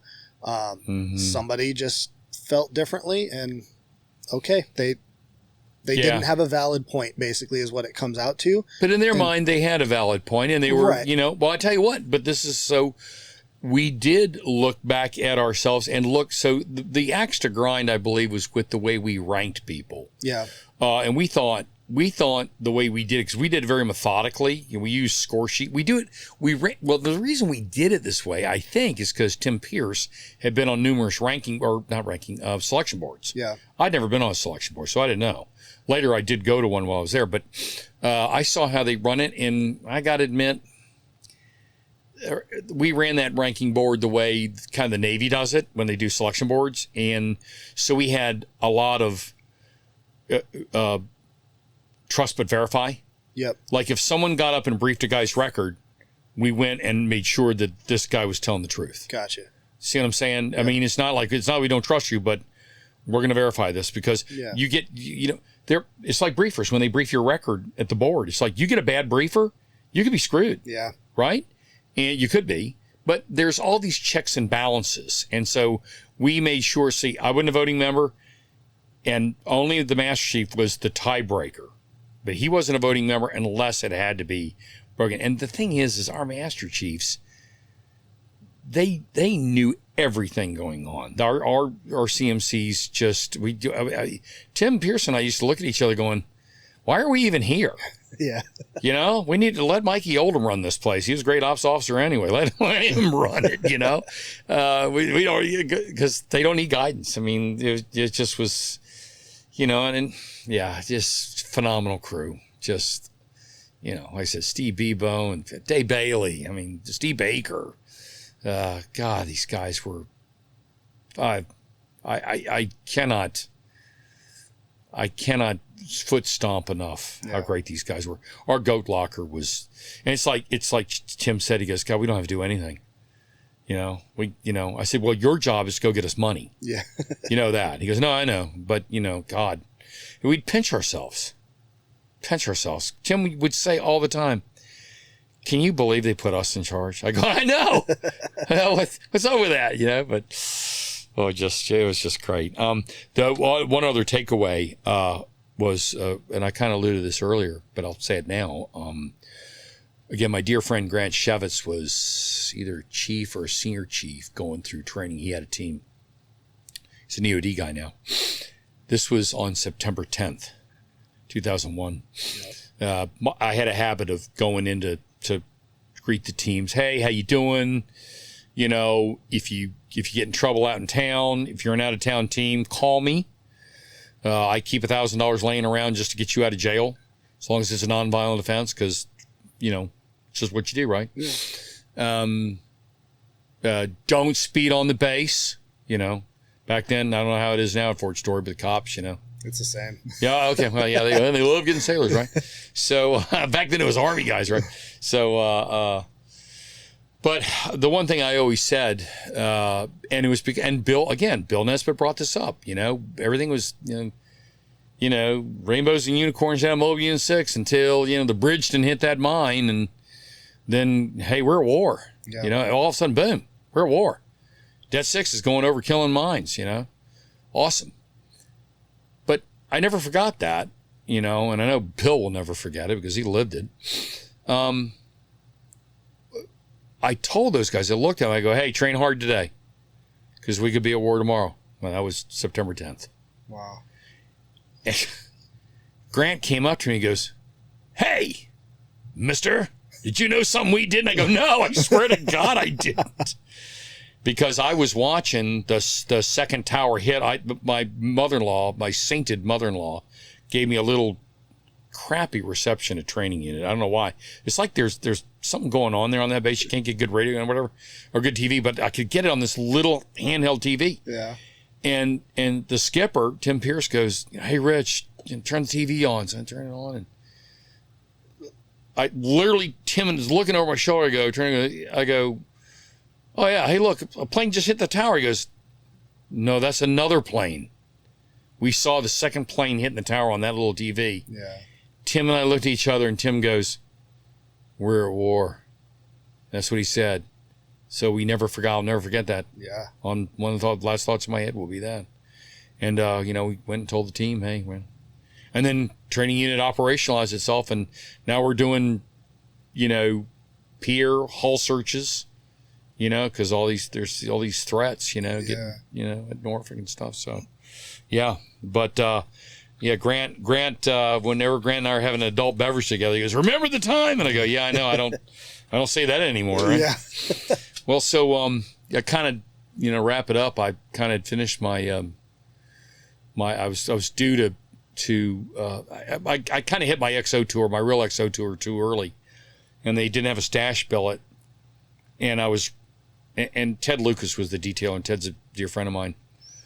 And, he said, I kind of had a feeling I was going to go to DC, and again, I'm trying to avoid that, right? Yeah. Try to slide out of that one.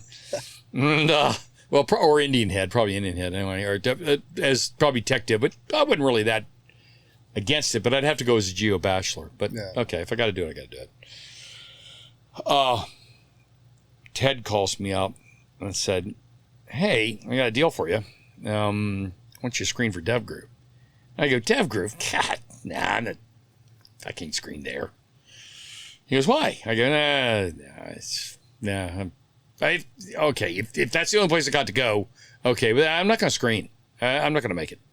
He goes, oh, I think you're going to make it. I go, oh, well, what do you know that I don't know? He goes, just go screen, Rich. Just go, poor Ted. You had to put up with me second guessing him, right?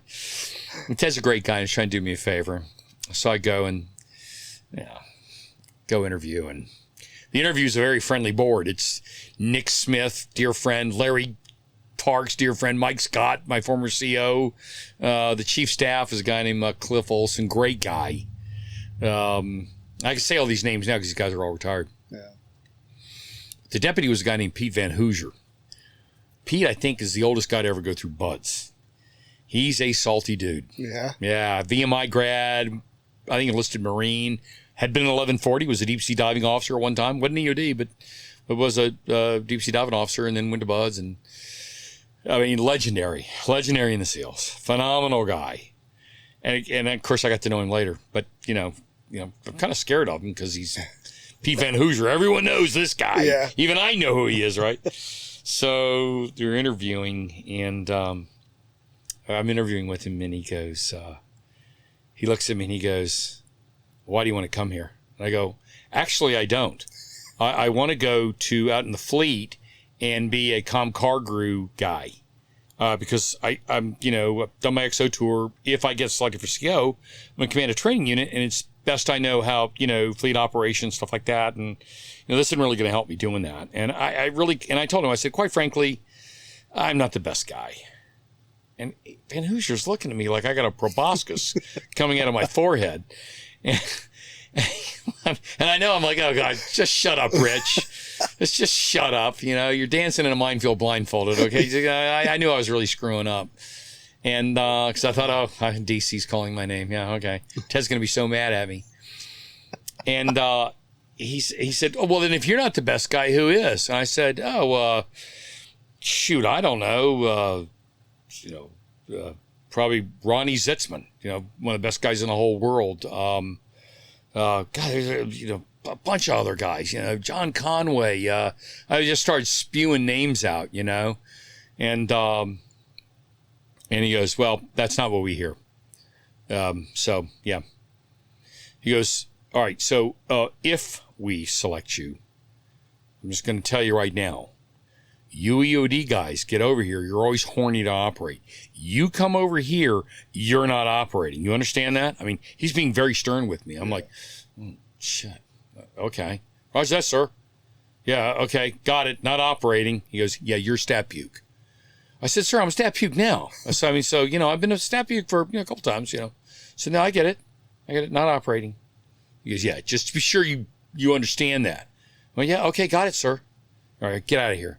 Step out of the room. So I'm outside going, damn it. I'm going detective. I'm going Indian. Shit. Geobat tour, right? Yeah. They bring me back in. I mean, I was outside for like 2 minutes.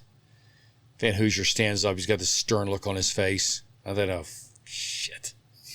He goes, big smile. He goes, congratulations. Yeah, you're coming here. And I'm like, oh, really? I said, I really effed that up, I thought. He goes, no, we get it. Actually, you're actually the kind of guy we want here because we don't really want guys that want to come here. You were picked by your peers to come here. I went, really? I go, boy, that didn't speak well for them. He goes, yeah, I know. Yeah, anyway, so now to end the story. Well, kind of end the story. 3 months later, well, let's just say I'm in a helicopter with Pete Van Hoosier in a very remote area of Afghanistan. We'll just leave it at that. Yeah. And literally they say, get out. And they hit and run and roll, do rolling takeoff, on a 47. And we kind of hobble off the back and it takes off and, we're sandblasted and we're standing there and we're in this very deep valley, surrounded by mountains. And let's just say this particular valley was full of, guys that aren't us. Yeah. And we're waiting for our ride. And Pete now is a Navy captain. And I said, hey, sir, where's our ride? Are we going to ride here or are we going to hike? He goes, hey, I don't know. I don't know where the trunk is. I said, can we, I don't want to tell you what to do, but can we kind of go over here and hide under this rock? So we're not like, because, dude, we're out in the open. They snipers, whatever. Yeah. So, we go, yeah, good idea. So we get over there. So we're under the rock. We're kind of, got guns up, in case something happens, right? We're, uh-oh. Yeah. So, of course, my mind goes this way, and I kind of nudge him, and I go, hey. He goes, what? I go, you lied to me. He said, what? You lied to me. What do you mean? And he's a VMI guy. He's an honor code guy, right? You lied to me. You lied to me at my interview. What the hell are you talking about? I said, during my interview 3 months ago, you lied to me. Okay, I'll play your silly ass game. What are you talking about? I go, you told me I wasn't going to operate anymore. He goes, oh, yeah, we lie about that shit all the time. I'm like, that's awesome. He goes, do you want to get back on the helo? I go, no, I'm good. I'm good. I'm good, sir. He goes, yeah, just awesome. Shut up. But he ended up being a good friend, great mentor, wonderful guy. Pete Van Hoosier, got a shout out to him. He's loved, universally loved guy, superb guy. But anyway, now I really will close it out. So while I was there, I actually did some EOD stuff. I was a current ops officer for a while, acting ops officer for a spec ops task force, whatever. my boss got hurt over in Iraq, and he calls me up on the phone and goes, "Hey, I need you to come over to Iraq." I'm like, "Ah, damn it. I'm in a really good job over here." I know I had to go, but I'm like, he wasn't a combat injury. He goes, "I really need you over here." Yeah. I'm like, "Oh, damn it." Like, okay. Do you really need, can you get somebody else? He goes, "Rich, damn it. Get your ass over here." I'm like, all right. I mean, because I really had a good in Afghanistan. It was awesome. Yeah. Great job. So get over Iraq, close the story. Ran around, looked for WMD, and I'll just leave it at that. Yeah. There's a lot of stories there, but I know I've gone way over time. But great task force, great guys. Really worked heavily with the Rangers and a lot of SF guys, and the SAS worked with those guys. That was phenomenal. Yeah. Love those guys. They were just, I can't say enough good thing about all those other Spec Ops folks I worked with, and regular Army folks that I worked with. They were great. Great task force. Loved it. Went back to Afghanistan one more time. Same stuff. Closed my career out. It's a great time. Been to, I know I've quoted Bill Nesbitt a bunch, but Bill captures it really well. The brotherhood. It's the guardian angels, the brotherhood. Somebody was always taking care of me. Always taking care of me. Yeah. Someone always had my six. Always. Whether it was a E3 to an 06. I had what's a 3-star? What is that, a 09? I had it. Yeah. I had a very dear friend of mine, Tom Church, who was Chief of Naval Staff, actually was looking out for me too. He helped me out quite a bit. So yeah, it's all part of that team thing. I know we say it, but really just more advice for the guys out there. Take the hard jobs, because it's the suck is eventually going to end. Your bosses know, and they notice who takes the suck-ass jobs. They do. Absolutely. I know every crappy job I ever gave a guy, and I always made a point of giving them a good job, if not in spades later. Yeah. It's not a test. Maybe some people test other people. I don't. I didn't. I don't anymore, of course. But take that job, embrace it, and do the best you can, and learn. You will learn from the shitty jobs. You will. Mm-hmm. You will. You always do. Have that smile on your face. Embrace the suck. Because guess what? Your teammates know. Even if you're the lowest ranked guy, embrace it and move out on it. The other thing I'll always say to officers, and I don't hear officers say it enough, but your team eats before you. You take the hard watches because you're the officer. That sounds maybe kind of patronizing. I don't mean it to be, but you're the officer. You take care of those troops. I know the chiefs will do it. The goat locker, nothing's more powerful than the goat locker. It's just not. You and I know that. In EOD and special operations, special forces, all that, the team sergeant, team chief, they run it. Let them run it. Give them the resources, get out of their way, take care of them. It'll always work out. It always does. I've never seen that fail. Yeah. If you take nothing from this talk, empower the chiefs, they'll take care of it. They absolutely will. And again, championship team. Be that guardian angel for someone. Be that team leader. Embrace the crappy jobs. It'll all come back on you. There's so many witticisms you can say to folks, but and try to reduce Murphy. Yeah. Right? I've seen enough bad stuff go on in inspections and war and all that stuff, but I think I hit as many points as I could. Sorry I went long. No, I appreciate it. That was awesome. From this seat, I appreciate just anything you're willing to say, but I mean, going through everything that you've done from start and the things that have impacted you and heavily in this talk is the people, and as I listen and as I think about it, I think about for me, that's a key for it. The people have impacted me. And then you said it at the end, be that for somebody else. I think that's just huge, because I know when I start to get frustrated at things, that's when I have to start looking at myself and saying, am I being that person that has helping somebody else? Because that's when I'm feeling most fulfilled, and then I forget about all the frustration. It's the best feeling in the world, really, when you know you've done something for somebody.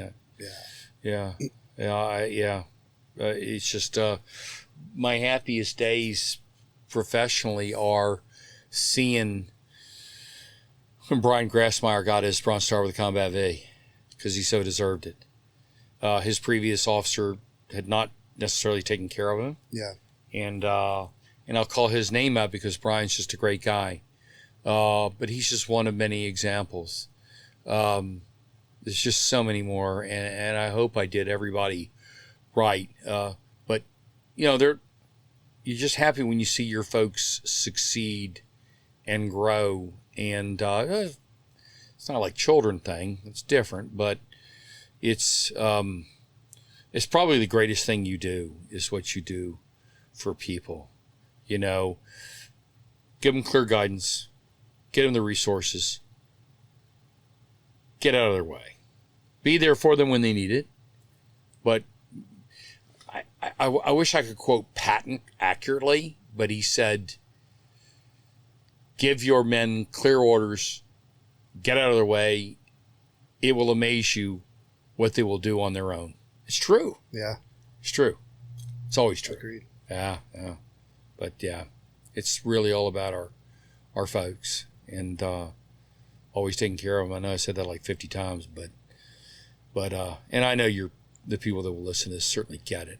Yeah. I certainly get it, because you've certainly got some great guys that that you've interviewed, and I want to thank you for your service and your continued service. I appreciate it. And your team, and I look forward to coming over to Sixth and Heritage Day and telling some stories. And Matty Shervick always gets a big kick out of he said, what I remember about you, Rich, when you spoke that day? I go, no, what did I say, Matty? He said, you said one of the greatest inventions was zip ties. I said, oh yeah, right, because we were finding that when we throw when we were making buoys, when we were going on a MSO or like a minesweeper's mark, the MSO was putting crappy buoys down, and they were walking. Oh, really? So when we went down the buoy, and this is the final lesson learned I'll give you there out there, EOD audience, you go down the line, the damn buoys walk. So you do your 20, your 60, your 120 on your sonar, you're like, there ain't no mine here, because the buoy walked. Yeah. Well, duh. So we made a better buoy system, and zip ties were huge, because when you do the sandbags, if you tie a knot, knots come untied. Yeah. They just come untied through wave action. I don't care. They just do. So you zip tie the whatever knot you're using, you zip tie it. Now it's eventually gonna, the sandbag's gonna tear, and then we used bungee cord too. The bungee cord, like when a wave takes the buoy up high, and it comes back down the backside of the wave, the bungee cord brings it back, almost to the original. And I tell you what, man, we did that so many times, and when we put our own buoys in, we never had one walk, and we had huge storms come through the Persian Gulf, and we didn't have them walk. So that's why I said zip ties. They're huge. That's awesome. I don't know why that popped in my head, but as my wife would say, I don't want to be in your brain because I don't know where that thing goes. Anyway, I like it. All good stuff. Well, thanks, bro. Again, thank you very much. This is awesome. I really appreciate. It's awesome what you're doing. Down. Yeah. If there's, I think, I know I've been able to take a lot away from this, so I know Good. A bunch of people out there will too. They do. And man, I look forward to sitting down again, whether it's absolutely or just I'm hanging out. I'm still I think all my information is so dated now. I don't know that I have any information that's of any use for anybody, but MCM is my love. I still love it. I mean, I love it, but I hate it. Yeah.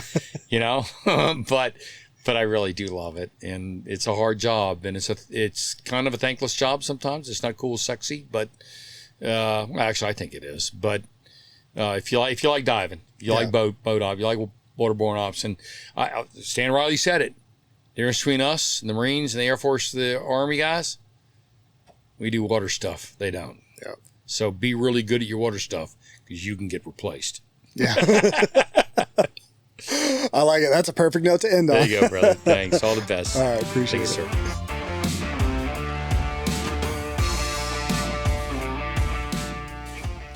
Thank you for listening to the Echo Oscar Delta podcast, where we talk to Navy EOD techs and hear the stories that they want to share.